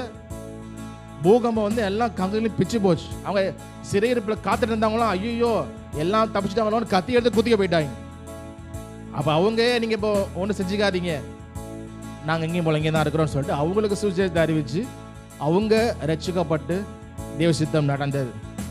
ஆகையினால நம்ம தேவனை மற்றவர்கள் குறைத்து மதிப்பிடலாம். இவ்வளவு மேகம் போன்ற இத்தனை திரளான சாட்சிகள் நமக்கு இருக்கும் பொழுது நம்ம ஏன் கவலைப்படணும்? எதுக்காக கவலைப்படணும்? ஜீவனுக்காகவே கவலைப்பட வேண்டாம் சொல்லும் பொழுது, எண்ணத்தை உண்போம் எண்ணத்தை குடிப்போம் என்று கவலைப்படாதிருங்கள். அதெல்லாம் டெய்லி செய்கிற விஷயம், நம்ம டெய்லி அதுக்காக தான் கவலைப்படுறோம் இல்லையா? ஆனால் நான் சொல்ல இல்லை, கவலைப்படாதீங்க. தேவன் நம்மை போஷிப்பார், அவர் நம்மை தேவலை சந்திப்பார். தன் ஜீவனை ரட்சிக்க விரும்புகிறவன் அதை இழந்து போவான், என் நிமித்தம் தன் ஜீவனை இழந்து போகிறவன் அதை கண்டடைவான். ஆகையினால தேவ சித்தம், அவர் மீட்க வேண்டும் என்றால் எப்படியாவது அவர் செய்வார். அவர் எதையாகிலும் செய்வார். கிரகிக்க முடியாத காரியம் செய்வார். நாம் எண்ணி முடியாத, நமக்கு நாம் அறியாததும் எட்டாததுமான காரியங்களை செய்வார். நமக்கு ஆச்சரியமா இருக்கிற காரியங்களை அவர் நிச்சயமாக ஏதாவது செய்வார். என் தேவன் எனக்காய் ஏதாகிலும் செய்வார், என்றாகிலும் என்னை மறந்தது உண்டா? என் தேவன் ஏதாகிலும் என்றாகிலும் என் தேவன் எனக்காய், என் தேவன் என்றாகிலும் மறந்தது உண்டா? என் தேவன் எனக்காய் ஏதாகிலும் என்றாகிலும் கிரகிக்க முடியா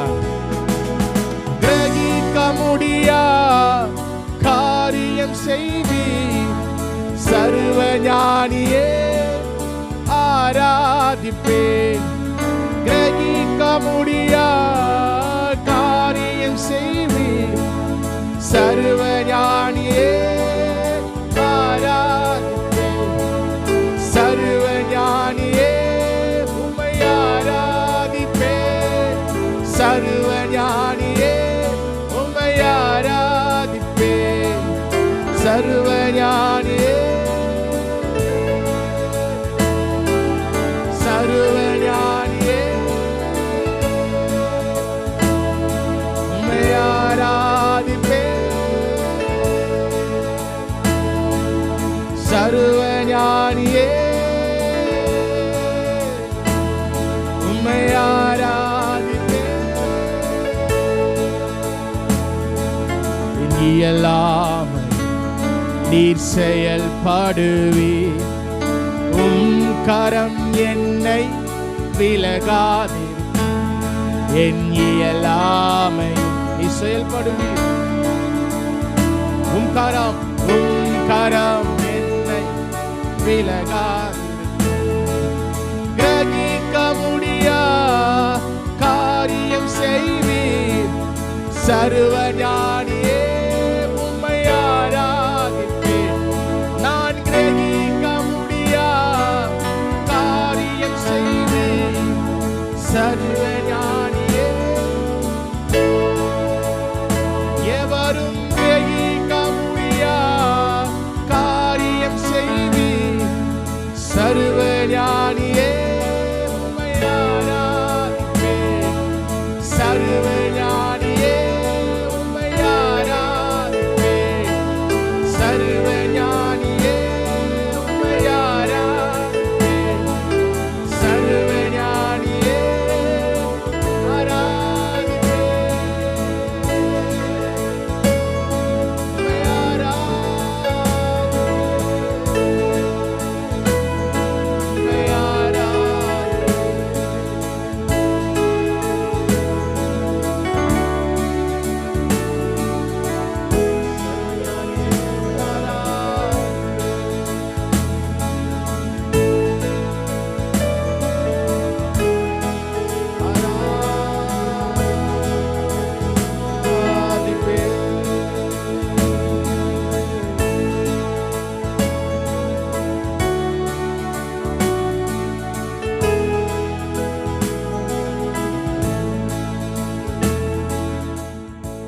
ஆண்டவரே உம்மை ஆராதிக்கிறோம்.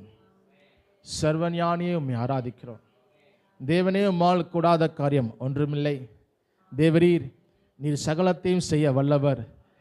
நீர் செய்ய நினைத்தது தடைப்படாது என்பதை அறிந்திருக்கிறோம். ஆண்டவர், நாங்கள் ஒரு நாள் உம்முடைய உறவில் என்ன மகிழ்ந்திருக்க கிருபை செய்யுங்க. நீர் ஒருவரே பார்த்தீரர். எல்லா துதிகன மகிமை எல்லாம் இயேசு ரட்சகர் நாமத்தினாலே உமக்கே ஏறெடுக்கிறோம். நல்ல தகப்பனே, ஆமென், ஆமென், ஆமென், ஆமென். அல்லேலூயா. நாம் உட்காருவோம்.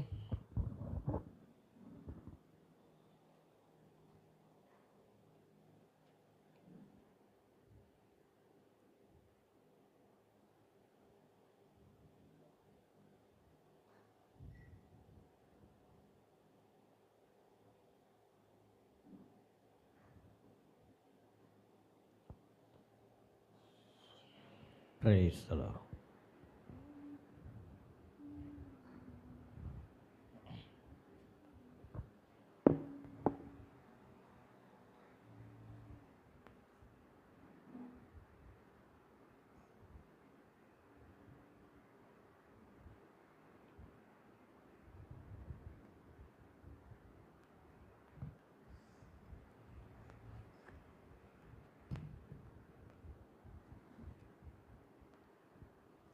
அல்லேலூயா. நம்முடைய தேவன் சர்வ ஞானி. இந்த பூமியில் நிறையா ஞானவான்கள் இருக்காங்க இல்லையா, அவங்கள்ட்ட நம்மளால் பேசி ஜெயிக்க முடியாது. எப்படியாவது நம்மளை என்ன மடைக்கிறாங்க, நம்மளே ஒத்துக்க வச்சுறாங்க. ஆமாங்க, நீங்கள் சொல்கிறதாங்க சரி. குறைவுள்ளவர்கள் இல்லையா, ஆண்டவர் கொடுத்த ஞானத்தை வச்சுக்கிட்டு இருக்கிற ஞானவான்களே ஈஸியாக அவங்கள நம்ம ஜெயிக்க முடியாது. ஈஸியாக கஷ்டமாக கூட ஜெயிக்க முடியாது. எப்படி போட்டாலும் அவங்க சுற்றி வளர்ச்சி வந்து நம்மளே ஒரு டைமில் ஆமாம் அவங்க சொல்கிறது கரெக்டாக தான் இருக்கும் அப்படின்னு புரிய வச்சு. இப்போ தேவன் சர்வ ஞானிங்கிறப்ப அவர் எப்படி பிளாக் பண்ண முடியும்? சான்ஸே இல்லை. அவர் சர்வ வல்லமை உள்ளவர். அவர் எப்படி, அவரால் கூடாத காரியம் என்ன? இல்லாதவைகளை இருக்கிறவைகள் போல் அழைக்கிற கர்த்தர். அதை நம்முடைய அறிவுக்கு எட்டாத விஷயங்கள். ஸோ அப்பேற்பட்ட தேவன் நம்ம ஆராதிக்கிறோம். அவர் நம்முடைய பிதாவாக இருக்கிறார். நமக்கு ஒரு உறவு கொடுத்துருக்கிறார். அப்போ எவ்வளோ சந்தோஷமாக நம்ம இருக்கணும். ஓகே, ஸோ நம்ம இன்றைக்கும் கர்த்தருடைய வார்த்தையை நம்ம தியானிக்கலாம். இந்த பொதுவாக கிறிஸ்தவர்கள் என்று சொல்லிக்கிற எல்லாருமே, அவங்க பெயர் கிறிஸ்தவர்களோ இல்லை அந்த கிறிஸ்தவர்களோ எதுக்காக ரட்சிக்கப்பட்டாங்களோ, உண்மையிலுமே இயேசு ஏற்றுக்கிட்டாங்களோ, இல்லை காசு கிடைக்கிறது ஏற்றுக்கிட்டாங்களோ, இல்லை வேலை கிடைக்கிறது ஏற்றுக்கிட்டாங்களோ, கிறிஸ்தவர்கள் என்று சொல்லிக்கொடுக்கிற எல்லாருமே அவங்க ஒருத்தர் மரிக்கும் பொழுது என்னன்னு போஸ்டில் போடுவாங்க. இப்படி ஒரு சோ கர்த்தருக்குள் நித்திரை அடைந்தார், இல்லை கிறிஸ்துவுக்குள், எல்லாருமே போடுவாங்க. எல்லா டெனாமினேஷன்லையும் எல்லையும் ஒரு சர்ச்சுக்கு போகிறவங்களாம் இருந்தால் உடனே அவங்க போஸ்டில் போட்டுருவாங்க. இப்படி இந்த தேதியில் கர்த்தருக்குள் மரித்தார், கர்த்தருக்குள் நித்திரை அடைந்தார், இல்லை கர்த்தருக்குள் மரித்தார் அப்படின்னு போடுவாங்க. எந்த கிறிஸ்தவர்களாவது அவர்களுக்கு குழந்தை பிறக்கும் பொழுது கார்டு அடிப்பாங்க இல்லையா, கர்த்தருக்குள் இந்த குழந்தை பிறந்ததுன்னு போட்டிருக்காங்களா? இல்லை, போட மாட்டாங்க. ஆனால் மரிக்கிற அது அப்போ எப்படி அது ஏன் இப்படி போடுறாங்க மரித்தவர் அப்படின்னு? கர்த்தருக்குள் கிறிஸ்துவுக்குள் மரித்தவர் ஏன் அப்படி போடுறாங்க அப்படின்னா, ஏன் போடுறாங்க அப்படின்னா பைபிள் இருந்து தான் அவங்க போடுறாங்க.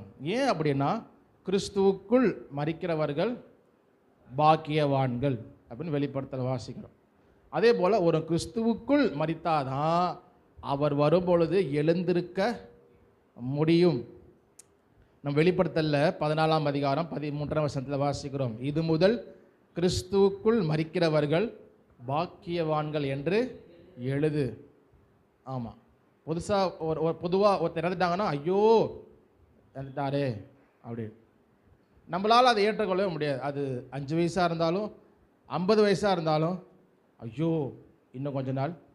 ஆமாம், சில நேரத்தில் எவ்வளோ சில பேர் வியாதியோட 70-74 நாள் அடக்க முடியாது, அவ்வளோ வியாதி, என்னைக்கு போவாங்க அப்படின்னு எல்லாம் ஹாஸ்பிட்டல் இருந்தாலும் மரித்தா சில பேரால் ஏற்றுக்கொள்ள முடியாது. ஐயோ எங்கள் அம்மா போயிட்டாங்களே அடிச்சுக்கிட்டு அழுவாங்க. அவங்களால என்ன பண்ண முடியாது, என்னமோ இது பண்ணுறாங்க. சில பேர் என்னம்மா அதான் வயசாகி போய் தானே போனாங்க, ஏம்மா இப்படி அழுவுற, சந்தோஷமாக இருக்கு ஆண்டவர் நல்ல ஒரு ஆக்கியம் தான். சில பேரால் முடியல, ஐயோ கீரை.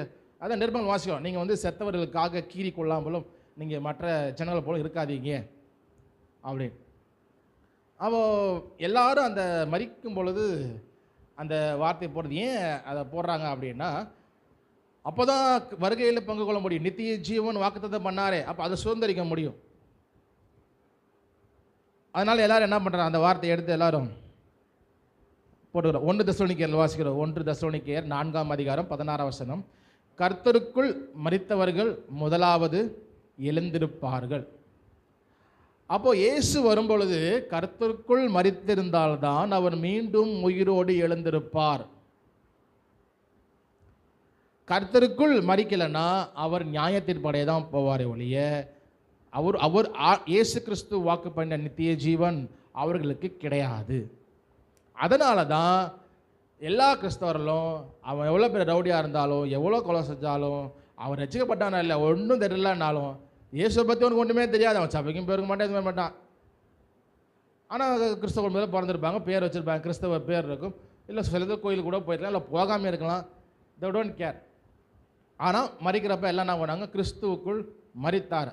அடிச்சு விடு, அவன் என்னவோ செஞ்சானோ செய்யலையோ இருந்தானோ இல்லையோ கிறிஸ்துவுக்குள் அடித்தான், அதெல்லாம் அடிச்சிடுவாங்க எல்லாரும், ஏன்னா அந்த வருகையில் பார்க்க.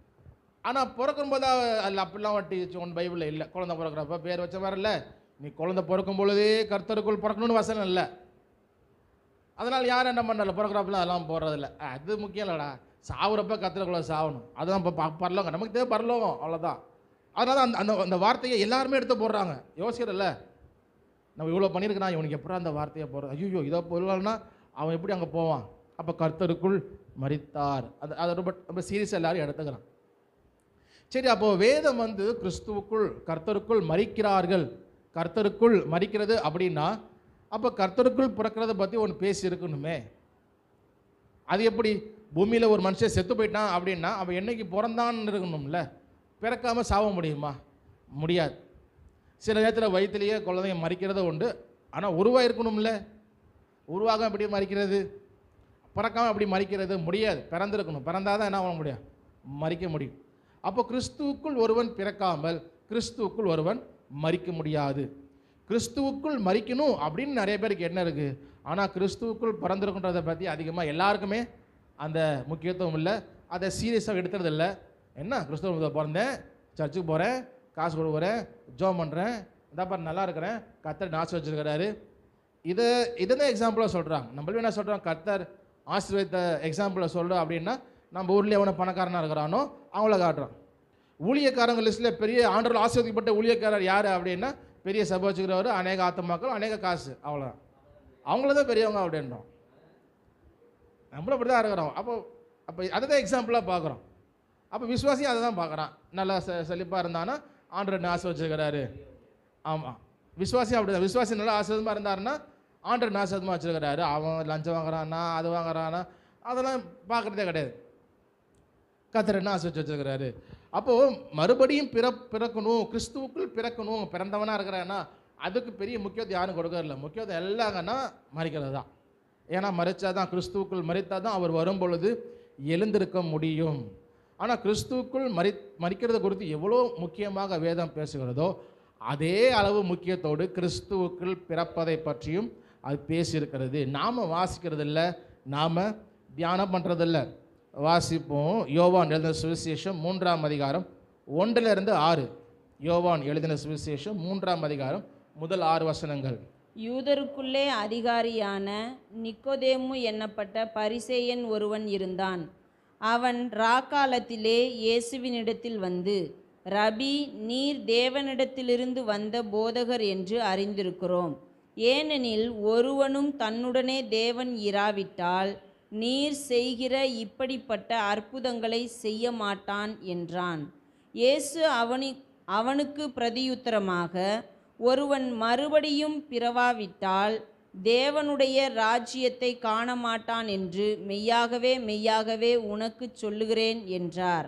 அதற்கு நிக்கோதேமு, ஒரு மனுஷன் முதிர் வயதாய் இருக்கையில் எப்படி பிறப்பான்? அவன் தன் தாயின் கர்ப்பத்தில் இரண்டாந்தரம் பிரவேசித்து பிறக்கக்கூடுமோ என்றான். இயேசு பிரதியுத்தரமாக, ஒருவன் ஜலத்தினாலும் ஆவியினாலும் பிறவாவிட்டால் தேவனுடைய ராஜ்யத்தில் பிரவேசிக்க மாட்டான் என்று மெய்யாகவே மெய்யாகவே உனக்கு சொல்லுகிறேன். மாம்சத்தினால் பிறப்பது மாம்சமாயிருக்கும், ஆவியினால் பிறப்பது ஆவியாயிருக்கும். ஆமென். இந்த வசனங்களுக்கு அநேக விளக்கங்களை கொடுப்பதுண்டு. அந்த மெயின்லைன் சர்ச்சஸ் அப்படின்னு சொல்கிறவங்க அவங்க ஒரு விளக்கத்தை கொடுப்பாங்க. பெந்தகோஸ்தேக்காரர்கள் அவர்கள் ஒரு விளக்கத்தை கொடுப்பார்கள். ஸோ அழகாக கொடுப்பது உண்டு. ஆனால் வேதத்தை வாசிக்கிறப்போ ரொம்ப தெளிவாக நமக்கு இந்த ஸ்டார்டிங் அண்ட் எண்டிங் நடுவில் எக்ஸ்பிளைன் பண்ணுறார் ஆண்டவர். பட் ஸ்டார்டிங் அண்ட் எண்டிங் வாசிச்சோம்னா ரொம்ப ஈஸியாக நமக்கு புரியும் ஏசு என்ன சொல்கிறார், என்ன வர்றார். பார்த்தீங்கன்னா முதல் 2 வசனங்களில் நிக்கோதேமு நைட்டில் போய் ஆண்டவர்கிட்ட சொல்கிறார், ஆண்டவரே நீங்கள் தேவனத்துலேருந்து வந்த போது அறிந்திருக்கிறோம். ஏன் அப்படின்னா அப்படி ஒருத்தன் வரலன்னா எந்த மாதிரி அற்புதம் பண்ண மாட்டான். அப்போ சில பேர் அற்புதம் பண்ணியிருக்கிறாங்க, நடந்திருக்கு, பட் நீங்கள் செய்கிற மாதிரி செய்ய முடியாது அப்படின்னு சொல்லிவிட்டு அவர் இன்னும் சில விஷயங்களை பேசுகிறார். அப்போ சொல்கிறாரு, அப்போ ஒருவன் மறுபடியும் பிறவாவிட்டால் தேவனுடைய ராஜ்யத்தில் பிரவேசிக்க மாட்டான். அப்போ ஏசு என்ன சொல்கிறாருன்னா மறுபடியும் பிறக்கணும். அப்போ ஏற்கனவே ஒரு தடவை பிறந்தாச்சு. அப்போ ரொம்ப ஏசு தெளிவாக சொல்கிறாரு, நீ ஃபஸ்ட்டு மறுபடியும் பிறக்கணும் அப்படி தான் சொல்கிறார். அப்போ ஏற்கனவே உதவி பிறந்தாச்சா? ஆமாம், நிக்கோதேமு பிறந்து நல்லா வயது முதிர்ந்தவராக தான் இருக்கிறார், நல்லா வயசு நல்லா இருக்கிறார். அப்போ சார் நீ மறுபடியும் பிறக்கணும் அப்படிங்கிறார், செகண்ட் பர்த். அதனால தான் நிக்கோதேமு கேட்குறாரு, எப்படி ஆண்டவர்? இப்போ முடிகிறப்பையும் பார்த்தீங்கன்னா 6ஆம் வசனத்தில் மாம்சத்தினால் பிறப்பது மாம்சமாக இருக்கும், ஆவியினால் பிறப்பது ஆவியாக இருக்கும். இங்கேயும் ரெண்டு பர்த், 2 டெத்து. அழகாக இருக்குது. இங்கேயும் 2 பர்த்தை சொல்கிறாரு. நடுவில் விளக்கங்கள் கொடுக்குறாரு வசனத்தில். அதை தான் நம்ம இந்த 2ஐயும் விட்டுட்டு எக்ஸ்பிளேஷன் கொடுக்குறாரு பார்த்தீங்களா, அதை நம்ம முக்கியத்துவம் எடுத்து பேசுறதுனால தான் ஃபுல் பிரச்சனையுமே. என்னன்னா ஏசு சொல்கிறார் இல்லையா,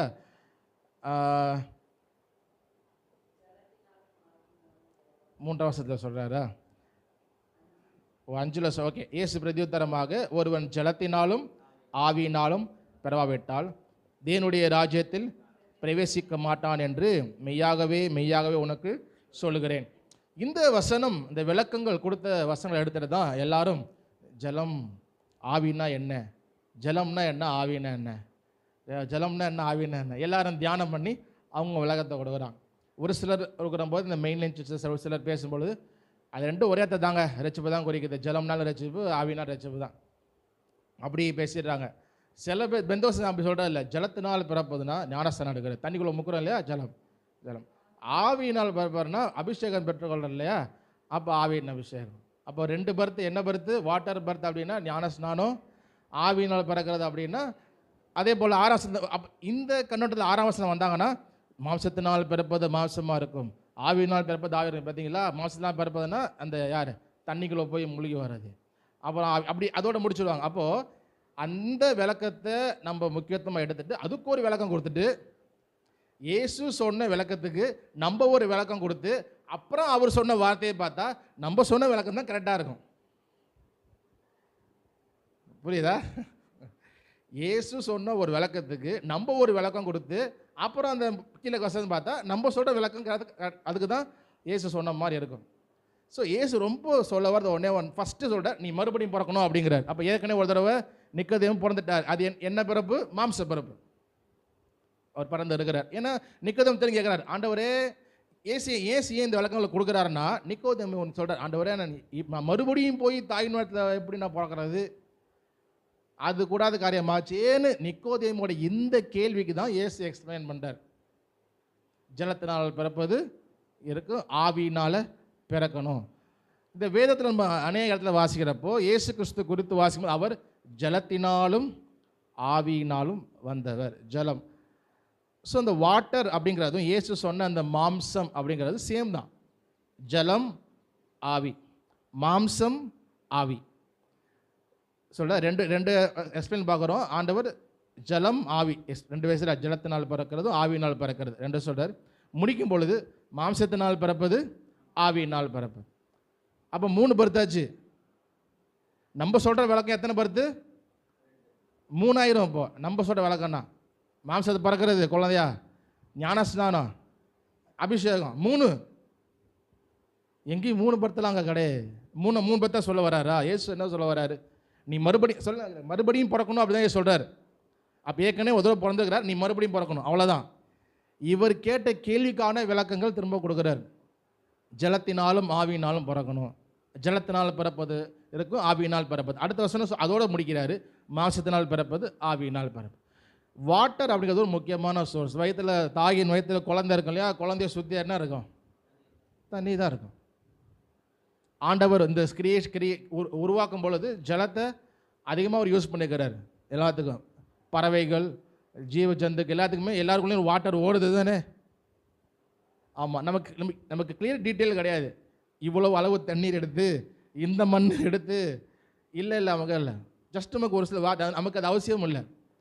ஆனால் ஆண்டவர் யூஸ் பண்ணும்பொழுது சொல்லிருக்கிறார். அப்போது வாட்டரில் தான் அது ப்ரிசர்வ் ஆகிருக்கு, வாட்டரில் தான் ப்ரிசர்வ் ஆகிருக்கு, அது இருக்கும். அப்போ அந்த பிறக்கும் பொழுதும் நிறையா அந்த வாட்டர் வரும், விஷயங்கள் லிக்விட் இருக்கும். அப்போது அந்த பர்த்தை அந்த காலகட்டத்தில் ஜலத்தினால் பிறப்பது, வாட்டர் பர்த் அப்படின்னு அதை சொல்கிறாங்க. அந்த 2 வருஷத்தில் வாசிக்கும் பொழுது நமக்கு தெளிவாக புரியும். 2 பிறப்பு ஆண்டவர் பேசுகிறார். 2 மரணத்தை குறித்தும் வேதம் பேசுகிறது.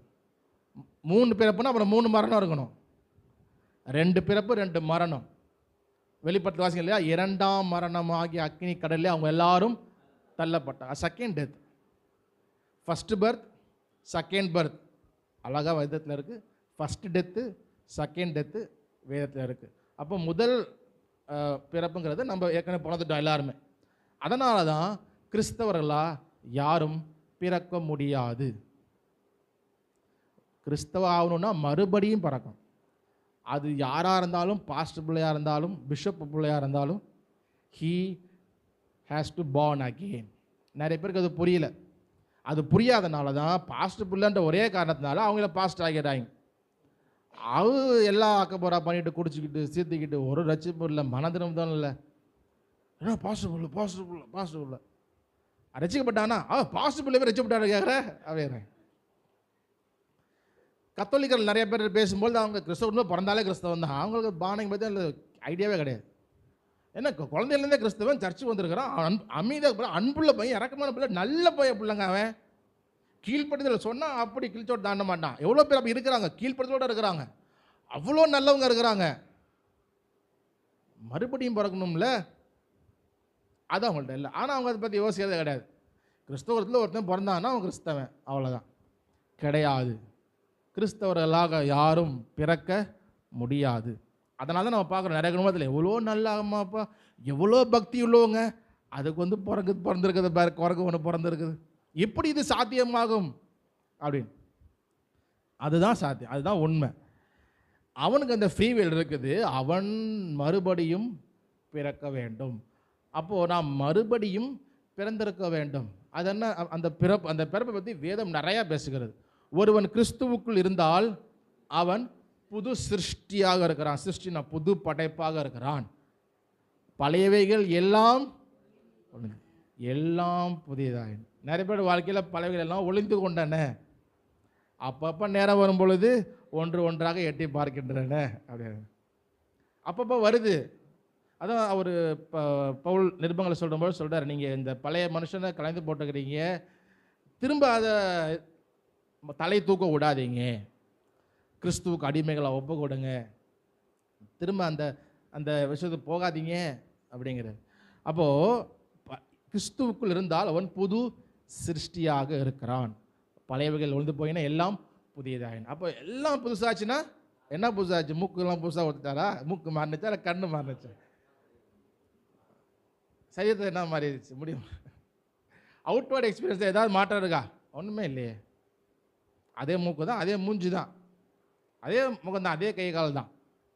ஆமாம். ஆனால் எங்கே மாற்றம்? அதான் சொல்கிறாரு, அது ஜலத்தில் பிறக்கிற மாம்ச பிறப்பு அல்ல, ஆவியினால் பிறப்பது ஆவியாக இருக்கும்.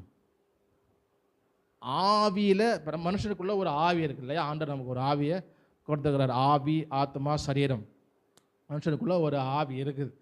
அப்போது ஆவியில் ஒரு பிறப்பு. அது வரைக்கும் இந்த ஆவி மனுஷத்தனமாக யோசித்து, நான் மனுஷன் யோசிக்கிற மாதிரியே நல்லா இருக்கணும், 4 பேர் புகழணும், பெருமை, நான் நல்லா இருக்கணும், கஷ்டம் வரக்கூடாது, நோய் வரக்கூடாது, இப்படி ஒரு உலகத்தான் ஒரு மனுஷன், பூமியிலே பிறந்த ஒரு மனுஷன் நினைக்கிற காரியங்களை தான் நாமளும் நினைத்தோம். அந்த ஆவி அப்படி தான் இருக்கு. ஆனால் தேவனால் மறுபடியும் பிறக்கப்பட்டவன் ஆவியில் பிறக்கிறான். ஆவியில் அவன் பிறந்த உடனே அவனோட சிந்தையெல்லாம் மாறிடுது.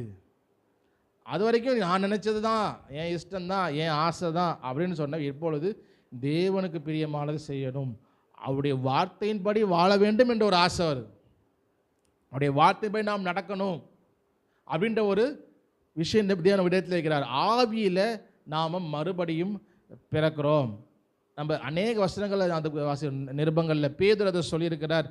பேதுரு சொல்லும் பொழுது, நீங்கள் மறுபடியும் என்ன பண்ணிட்டு இருக்கிறீங்க? பிறந்தவர்களாய் இருக்கிறீங்க.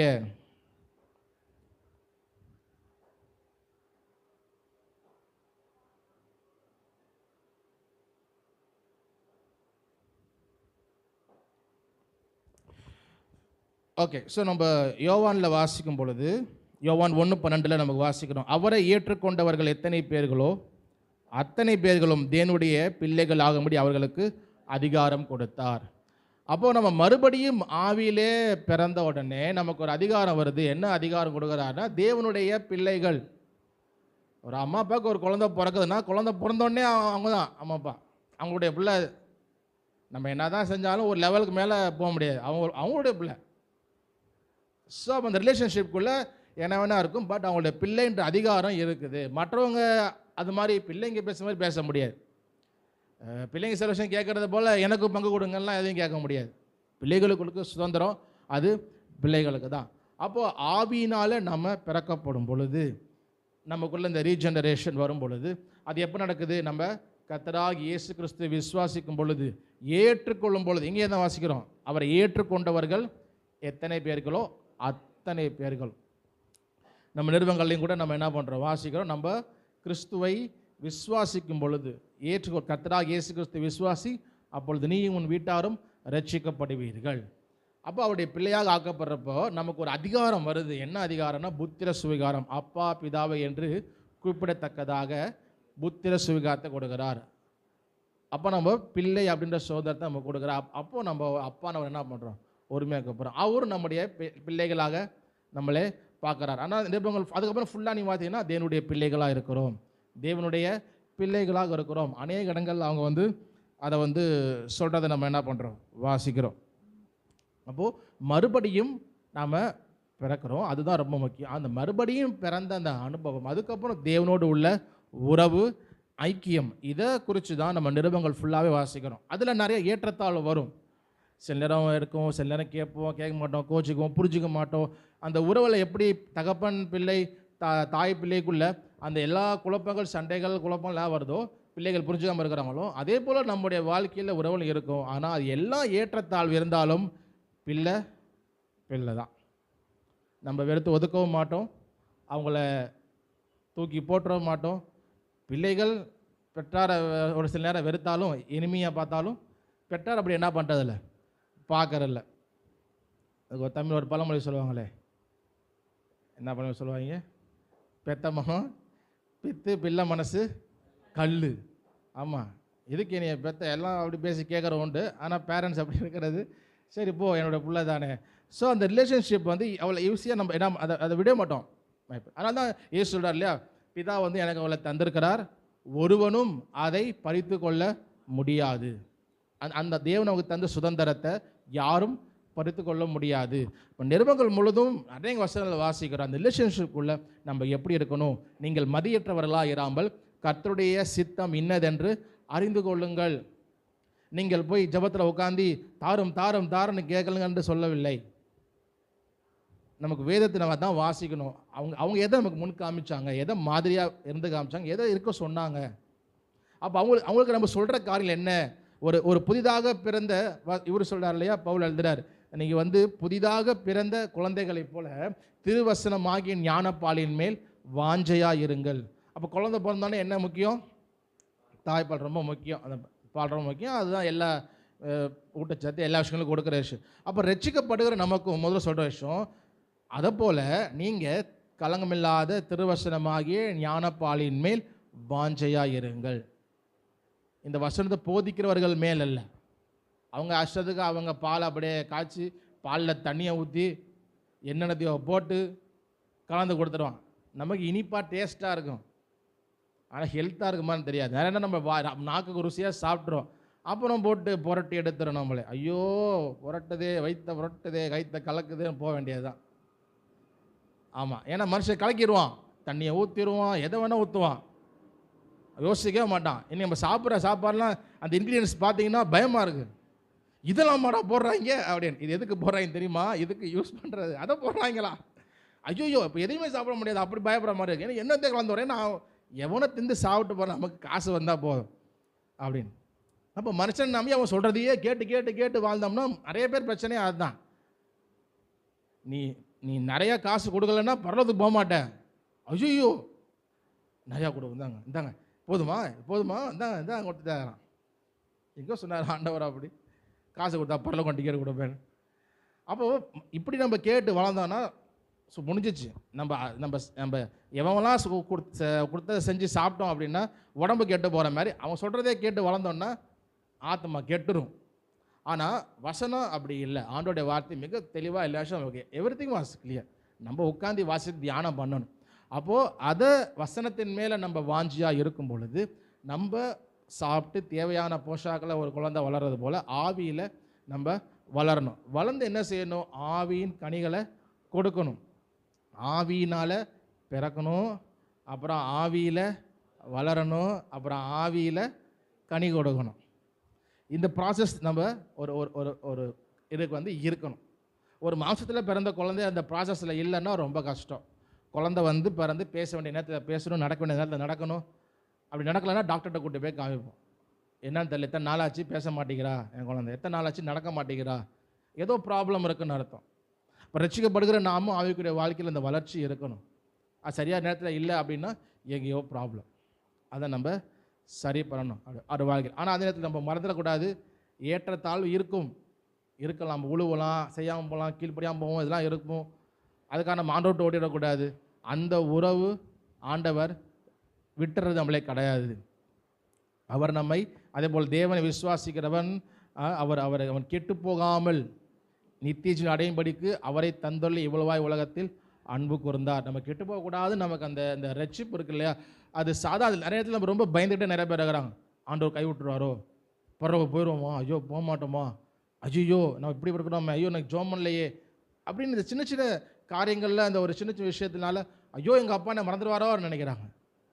யோசிச்சு பாருங்க, பழைய ஏற்பாட்டு நாட்கள்லேயே இந்த ஜனங்க அப்படி நினைக்கிறாங்க. ஐயோ ஆண்டவர் மறந்துட்டாரோ, நம்மளாம் இவ்வளோ பாவமாக பண்ணியிருக்கிறோம், இவ்வளோ பண்ணியிருக்கிறோமே, ஆண்டவர் நம்மளை மன்னிப்பாரா அப்படின்னு நினைக்கிறப்ப ஆண்டவர் உங்களுக்கு சொன்ன வார்த்தை என்ன தெரியுமா?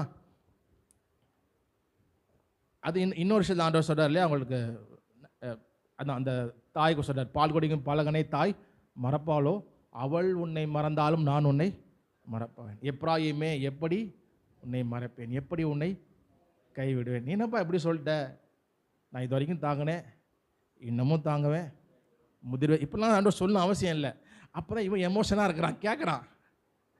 உன்னை தாங்குவேன்னா முடிஞ்சு போச்சு, நம்ம இருந்துருக்கலாம். ஆனால் இவன் இப்படி இல்லையே, இப்படி சொன்னாதான் இப்பயும் தாங்குவேன், இன்னமும் தாங்குவேன், முதிர் வயது மட்டும் தாங்க. ஓ முதிர்வு தாங்குவீங்களா? அப்போ தான் அவனுக்கு புரியுது. நம்ம கொஞ்சம் எமோஷனலாக பேசுகிறேன், நம்ம எமோஷனல் பீயிங் இல்லையா, நமக்கு எமோஷனலாக பேச தான் வருது. இன்றைக்கி நிறைய பேர் எமோஷனலாக பேசுறது புரிஞ்சுது, ஓஹோ அப்படின்னு சொல்லிட்டு அவங்க எல்லாம் நாடகம் நடிக்கிற மாதிரி ஆகிட்டாங்க. ஏன்னா நமக்கு எமோஷனலாக பேச தான் புரியுது, ஸ்ட்ரெயிட்டாக சொன்னால் புரிய மாட்டேன். இப்போ ஆண்டவர் வந்து அவங்களுக்கு அவ்வளோ விஷயங்கள் உங்களுக்கு சொல்கிறாரு. இன்னும் சொல்ல போனால் ஆண்டவர் சொல்கிறார், அவங்க காணாலில் கூட்டு போகும்போது சொல்கிறார் இல்லையா, இவங்க நினச்சிக்கிறாங்க ஓகே நம்ம நல்லா பர்ஃபெக்டாக இருந்துட்டோம் போல இருக்குது, அதனால தான் ஆண்டவர் காணால் நம்ம உயிரோடு வச்சிருக்கிறாரு. அப்போ சொல்கிறார், எப்பா இல்லைப்பா நீ செஞ்ச நாள்லாம் கிடையாது, உன் கிரியையின்படி நான் செஞ்சிடணும், நீ வந்திருக்க மாட்டேன் காணாலில், எப்பயோ செத்து போயிருப்பேன். நான் ஆபிரகாமுக்கு வாக்கு பண்ணினேன், உன் சந்ததியே நான் தெரிந்து கொண்டேன்னு வாக்கு பண்ணினேன். வாக்கு பண்ணனால ஐ எம் டூயிங் திஸ். அப்போது ஆண்டவர் நம்மை கிறிஸ்துவுக்குள் நம்மை தெரிந்து கொண்டிருக்கிறார். உலக தோற்றத்துக்கு முன்னே கிறிஸ்துவுக்குள் நம்மை தெரிந்து கொண்டிருக்கிறார். அப்போது கிறிஸ்துவுக்குள் நம்மை தெரிந்து கொண்டிருக்கிறனால அப்போது அவர் நம்ம அவருடைய பிள்ளைகளாக, கிறிஸ்துவை ஏற்றுக்கொண்டனால அவருடைய பிள்ளைகளாக பார்க்குறார், கிறிஸ்துவனால தான் நம்மளை பார்க்குறார். அப்போது நம்மளைய அவர் கைவிட்ட மாட்டார். இல்லை அவருக்குள்ளே நான் இருக்கிறேன், அந்த கன்ஃபர்மேஷன் ரட்சிப்பின் நிச்சயம் நமக்கு உண்டு. அப்போது இந்த உறவில் சில விஷயங்கள் ஏற்றத்தால் வரனால நமக்கு அந்த பயம் இருக்கக்கூடாது. அவருடைய கையிலேருந்து யாரும் நம்ம எடுத்துக்கொள்ள முடியாது. அவர் கிருபை, அதே நேரத்தில் அவன் துணிகரம் இல்லாமல் நாம் அதே போல் கிறிஸ்து வரும்பொழுது அதை சொல்லி வாசிக்கிறோம் இல்லையா, மத்திய 24ஆம் அதிகாரத்தில் அவர் தூதர்களை அனுப்புவார், அவர் உலகத்தில் இருக்கிற எல்லா திசைகளிலிருந்தும் அவரால் தெரிந்து கொள்ளப்பட்டவர்களை கூட்டி சேர்ப்பார்கள். அப்போது கிறிஸ்துவுக்குள் பிறக்கணும், ஆவினால் அது பிறக்கிறது. அப்புறம் எப்படி கிறிஸ்துவானவர் அவர் ஆவியில் வளர்ந்து பலம் கொண்டாரோ நாமளும் ஆவியில் வளரணும், ஆவியில் கனி கொடுக்கணும், அவருடைய சித்தத்தை அறிந்து கொள்ளணும், அவருக்குள் மரிக்கணும். அப்போ தான் அவர்களை மரிக்க முடியும். கிறிஸ்துவுக்குள் பிறக்காமல் கிறிஸ்துவுக்குள் மரிக்க முடியாது. ஸோ அது ரொம்ப முக்கியம். நாம் பிறந்திருக்கிறோமா, கிறிஸ்துவுக்குள் நாம் பிறந்திருக்கிறோம் அப்படின்னா அது நமக்கு மட்டும்தான் தெரியும். ஏன்னா ஆவியானவர் உங்களுக்குள்ளே இருக்கிறார். உலகம் அந்த ஆவியானவரை அறியாது, அவரை பார்க்காதனால அது உங்களையும் அறியாது, அவரையும் அறியாது. உலகம் ஏன்னா அவரை பார்க்கல, ஆனால் உங்களுக்குள்ளே இருப்பதனால் நீங்கள் அவரை அறிந்திருப்பீர்கள். அப்போ நான் ரட்சிக்கப்பட்டது நமக்கு மட்டும்தான் அது தெரியும். எப்போ நமக்குள்ளே அவர் இருப்பார், நமக்குள்ளே அவர் பேசுவார், நம்மை நடத்துவார், எல்லா விஷயங்களையும் செய்வார். ஸோ நம்ம ரட்சிக்கப்பட்டிருக்கிறோம், மறுபடியும் பிறந்திருக்கணும், அவரோடு இருக்கிற உறவில் வளருவோம், அதில் நம்ம மகிழ்ச்சியாக இருப்போம். அப்போது நம்ம மறிக்கும் பொழுது நம்முடைய போஸ்டரில் போடணுன்னு அவசியம் இல்லை. போஸ்டர்களை போட்டாங்களோ போடாமல் மறந்துட்டாங்களோ சொல்லாமல் விட்டுட்டாங்களோ, பட் அவர் வரும்பொழுது நாம் கிறிஸ்துவுக்குள் மரித்தவர்களாய் எழுந்திருப்போம். கிறிஸ்துவுக்குள் மரிக்கிறவர்கள் பாக்கியவான்கள். ஏன்? அவங்களுக்கு நித்திய ஜீவன் உண்டு, அவர்களுக்கு இரண்டாம் மரணமாகி அக்கினி கடல் கிடையாது. ஜீவ புஸ்தகத்தில் நம்முடைய பேர் எழுதப்படுகிறது. ரட்சிக்கப்படும் போது நம்முடைய பெயர்கள் ஜீவ புஸ்தகத்தில் எழுதப்படுகிறது. இந்த பூமியில் ஒரு குழந்தை பிறக்கும் பொழுது என்ன பண்ணுறாங்க? கவர்மெண்ட் கெசட்டில் போய் கவர்மெண்ட் கெசட்டில் போய் அம்மா பேர் அப்பா பேர் போட்டு இவங்களுடைய இன்னாருடைய பிள்ளை பதிவு பண்ணுறோம் இல்லையா? அதேபோல் நாம் ஆவியினாலே பிறக்கப்படும் பொழுது ஜீவ புஸ்தகத்தில் நம்முடைய பெயர் எழுதப்படுகிறது. இயேசு கிறிஸ்து சீஷர்கள் ஊழியத்துக்கு அனுப்பி விடுறார். 2 பேர் அனுப்பிவிட்டு அவங்க எல்லாம் போய் பயங்கர அற்புதம், சந்தோஷம் தாங்க முடியல. நம்மளால் இவ்வளோ அற்புதம் நடக்குது, திரும்ப சந்தோஷம் வராங்க. வந்து இயேசுட்ட சொல்கிறாங்க, ஆண்டவரே நாங்கள் இப்படி பேய் ஓடுது, அற்புதம் நடக்குது, இவ்வளோ நடக்குதுன்ற பெயர் சொல்கிறார். எப்பான் இதுக்காக சந்தோஷப்படாது, உங்கள் பெயர் ஜீவ புஸ்தகத்தில் எழுதப்பட்டிருக்கிறதுக்காக சந்தோஷப்படுங்கள். அதுதான் சந்தோஷம். ஏன் நமக்கு அந்த மறுவாழ்வு உண்டு, இரண்டாம் மரணம் கிடையாது. ஸோ 2 பிறப்பு வேதம் பேசுகிறது, மாம்ச பிறப்பு, ஆவியின் பிறப்பு. மாம்ச பிறப்பு எல்லாரும் பிறந்துட்டோம், எல்லாரும் பார்க்கணும். ஆனால் ஆவியினால் பிறக்கணும். ஆவியில் பிறக்கலைன்னா நம்ம இயேசு கிறிஸ்து நித்திய ஜீவனில் பங்கு பெற முடியாது. ஆவியில் பிறக்கலை அப்படின்னா 2ஆம் மரணத்துலேருந்து தப்பித்து கொள்ள முடியாது. ஆவியில் பிறக்கணும். ஆவியில் பிறந்தால் தான் கிறிஸ்துவுக்குள்ளே நம்ம மறிக்க முடியும். கிறிஸ்துவுக்குள் மறித்தவர்கள் தான் அவரோட கூட இருப்போம். ஸோ 2 பர்த் கண்டிப்பாக அவசியம். 2 டெத்தில் ஒரு டெத், மாம்சத்தின் பிறப்பு எல்லாருக்கும் உண்டு இல்லையா? எல்லாரும் மறித்தோம். பவுல், பேதுரு எல்லாரும் மறித்தார்கள், நாமும் மறிப்போம். மாம்சத்தில் பிறப்போம், ஒரே தரம் பிறப்பதும் ஒரே தரம் மறிப்பதும் அது உண்டு. பட் அது நம்மளை இது முடியும். பட் செகண்ட் டெத் அப்படிங்கிறது அது நித்தியத்துக்கும் இருக்க போகிற விஷயம். ஆவினால் பிறப்பதும் அது நித்தியமாக இருக்கும், 2ஆம் மரணமும் அது நித்தியம். மாம்ச பிறப்பு அது டெம்பரவரி, அது மறிப்பும் அது டெம்பரவரி. ஏன்னா திரும்ப நியாய தீர்ப்புக்கு ஏஞ்சி போகிறதுனால அது 2மே டெம்பரவரி. ஆவினால் பிறக்கிறது 2ஆம் மரணமும் அது நித்தியம். ஸோ அதன் மேலே நம்ம வாஞ்சியாக இருப்போம். நம்ம மறுபடியும் பிறந்திருக்கிறோமா அப்படின்னு ஒரு தடவை விசாரிச்சு நம்ம என்ன சோதித்து பார்ப்போம். பிறந்திருக்கிறோன்னா அவர் நம்மளோட பேசுவார், நமக்கு அது தெரியும், அவர் நமக்கு உணர்த்துறது தெரியும். அவர் பேச என் பிள்ளை அப்படின்னு சொல்லுவது நமக்கு தெரியும், அந்த கன்ஃபர்மேஷன் தெரியும். அவர் அப்படியே சொல்லாமல் விட்டுறவர் கிடையாது. நமக்குள்ளே அந்த உறுதியை ஆண்டவர் தான் கொடுக்குறார் இல்லையா? இப்போ ரசிக்கப்பட்டிருக்கிறேன் அப்படிங்கிறது என்னுடைய கிரியையினால் அல்ல, ஏதோ கிறிஸ்தவ பிறந்துட்டேன், ஏதோ நான் பிரசங்கம் வைக்கிறேன், 4 பாட்டு பாருங்கிறது இல்லை. அவருடைய பிள்ளை, நீ என்னுடைய பிள்ளைன்னு அவரு கொடுக்குற அந்த வார்த்தையில் தான் ஓகே நான் ஆண்டவருடைய பிள்ளைன்னு எனக்கு அந்த உறுதி இருக்குதே ஒழிய, நான் செய்தி கொடுக்குறனாலையோ பாட்டு பாடுறனாலையோ கிறிஸ்தவங்க கூட பழகிறனாலையோ அதனாலாம் கிடையாது. அதை எல்லாரும் பண்ணலாம், எல்லாரும் அதை பண்ணலாம். அந்த கன்ஃபர்மேஷன் அவர் நமக்கு சொல்லணும். நம்ம எல்லாரும் இன்றைக்கி சொல்லுவோம், இப்போ நமக்கு எல்லாருக்கும் பிரதமர் மோடியே தெரியும். எல்லாருக்கும் பிரதமர் மோடி தெரியும் தானே? எல்லாருக்கும் மோடி தெரியுமா? மோடி தெரியாதா? எல்லாருக்குமே மோடியே தெரியும். அதுக்காக நம்ம மோடி வீட்டுக்கு போய் ஹாய் மோடி அவங்க வீட்டுக்கு போய் உள்ளே விடுங்கன்னா விட்டுருவாங்களா? ஏன் விட மாட்டாங்க? நமக்கு மோடி தெரியும் தானேங்க. அப்போ மோடி வீட்டில் போய் கூப்பிட்டா கதை தொடர்பு கூப்பிடாரா? வாங்க வாங்க உள்ளே வாங்க சாப்பிட, ஏன் உள்ளே விட மாட்டார்? அவருக்கு நம்மள தெரியாது, அவருக்கு நம்மள தெரியாது. அதனால் அவர் வீடை உள்ளே கூப்பிட்டு அலோவ் பண்ண மாட்டார், இல்லை அவரோட உறவு கொள்ள முடியாது. அதே போல் தான் அவன் பரலோகத்தை பயணிக்கிறப்போ பரலோக வாசன்ட்டு இயேசுவே நல்லா தெரியும் உங்களே, மெத்தியில் வாசல் இல்லையா? ஆண்டவரே உமது நாம அற்புதம் செய்தோம், உமது நான் அதை பண்ணோம் இதை பண்ணோம், எங்களுக்கு தரங்க, நான் உங்களை அறியேன். அப்போ நான் அவரை அறிஞ்சிருக்கிறது ஓகே, பட் அவர் நம்மளே அறிஞ்சிருக்கணும். நான் ரசிக்கப்பட்டேன், நீ என்னுடைய பிள்ளைன்னு அவர் கொடுக்குற கன்ஃபர்மேஷன் தான். அப்போ தான் அவரோடு கூட நித்தியத்துக்கும் இருக்க முடியும். ஸோ அந்த ரட்சிப்பின் நிச்சயம் நமக்குள்ளே இருக்குதா நான் பார்த்து, அப்படி இல்லைன்னா ரட்சிக்கப்பட்டு அவருக்குள்ளே வளருவோம். அப்படி நம்ம மறிக்கும் பொழுது ஆண்டவர் சொன்ன அந்த வாக்கு தத்தம் நித்திய ஜீவன் நிச்சயமாக நமக்கு அவர் தருவார். அவர் உண்மையுள்ளவர். ஆமென். கர்த்தர் ஆசீர்வதிப்பார். நம்ம கர்த்தருடைய பந்தி நாம் கடன் செல்வோம். ஆண்டவராகிய இயேசு கிறிஸ்து நமக்காக சிலுவையிலே தம் ஜீவனை தந்தார். இயேசு கிறிஸ்து நம்மை பிதாவோடு ஒப்புரவாக்க நாம் பாவிகளாக இருக்கையில் அவர் நமக்காக மரித்தார். அவருடைய பிள்ளை என்கிற அந்த அதிகாரம் கொடுப்பதற்காக, இந்த மேலான விலையேறப்பட்ட ரட்சிப்பை நமக்கு தருவதற்காக நம்முடைய தண்டனை அவர் ஏற்றுக்கொண்டார். நம்முடைய மீறுதல்கள் நிமித்தம் அவர் காயப்பட்டு, நம்முடைய அக்கிரமல் நிமித்தம் அவர் நொறுக்கப்பட்டார் என்று வாசிக்கிறோம். அவர் தண்டனை ஏற்றுக்கொண்டார், அவர் அந்த அவமானங்களை ஏற்றுக்கொண்டார். நாம் நீதிமங்களாக்கப்பட்டிருக்கிறோம். கிறிஸ்துவுக்குள் நம்ம எல்லாவற்றையும் பெற்றிருக்கிறோம். ஆதாம் இழந்த எல்லாவற்றையும் கிறிஸ்துவுக்குள் நாம் பெற்றிருக்கிறோம். அதை இயேசு சிலுவையில் நமக்காக செய்து முடித்தார்.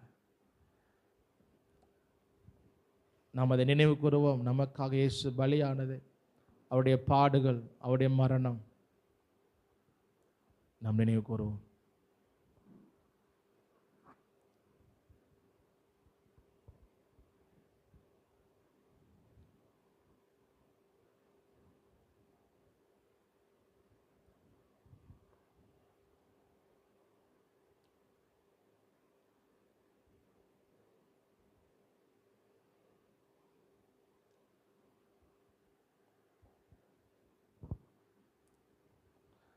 ஆண்டவரே உம்முடைய அன்பு பெரியது ஆண்டவரே.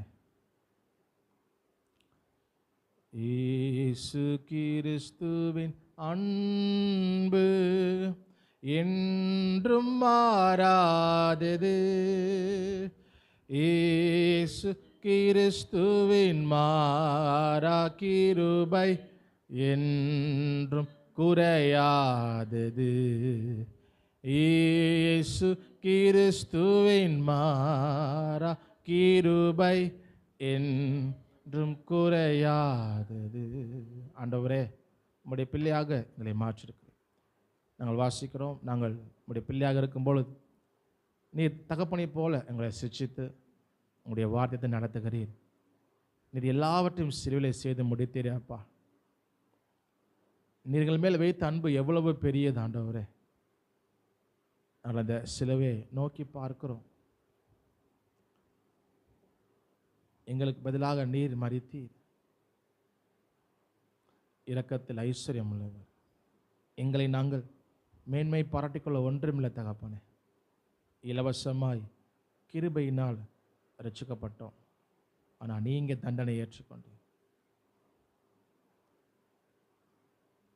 ஆண்டவரே.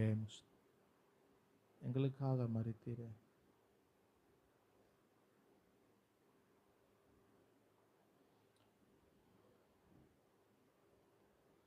ஆண்டவராக இயேசு கிறிஸ்து நமக்காக தன்னுடைய ஜீவனை தந்தார்.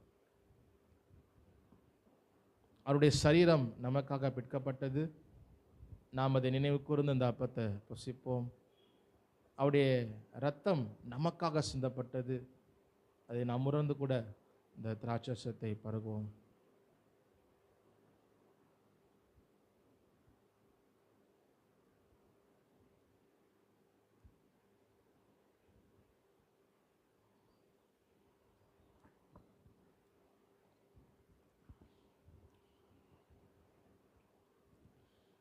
எங்களை நேசிக்கிற நல்ல தகப்பனே, அந்த நாளுக்காக நன்றி செலுத்துகிறோம் ஆண்டவரே. அந்த நாளில் கூட உங்களுடைய பிள்ளைகளாக நாங்கள் கூடி உம்மை பாட, உம்மை துதிக்க, நம்முடைய வார்த்தையில் தியானிக்க நீ கொடுத்த கிருபைக்காக நன்றி செலுத்துகிறோம் ஆண்டவரே.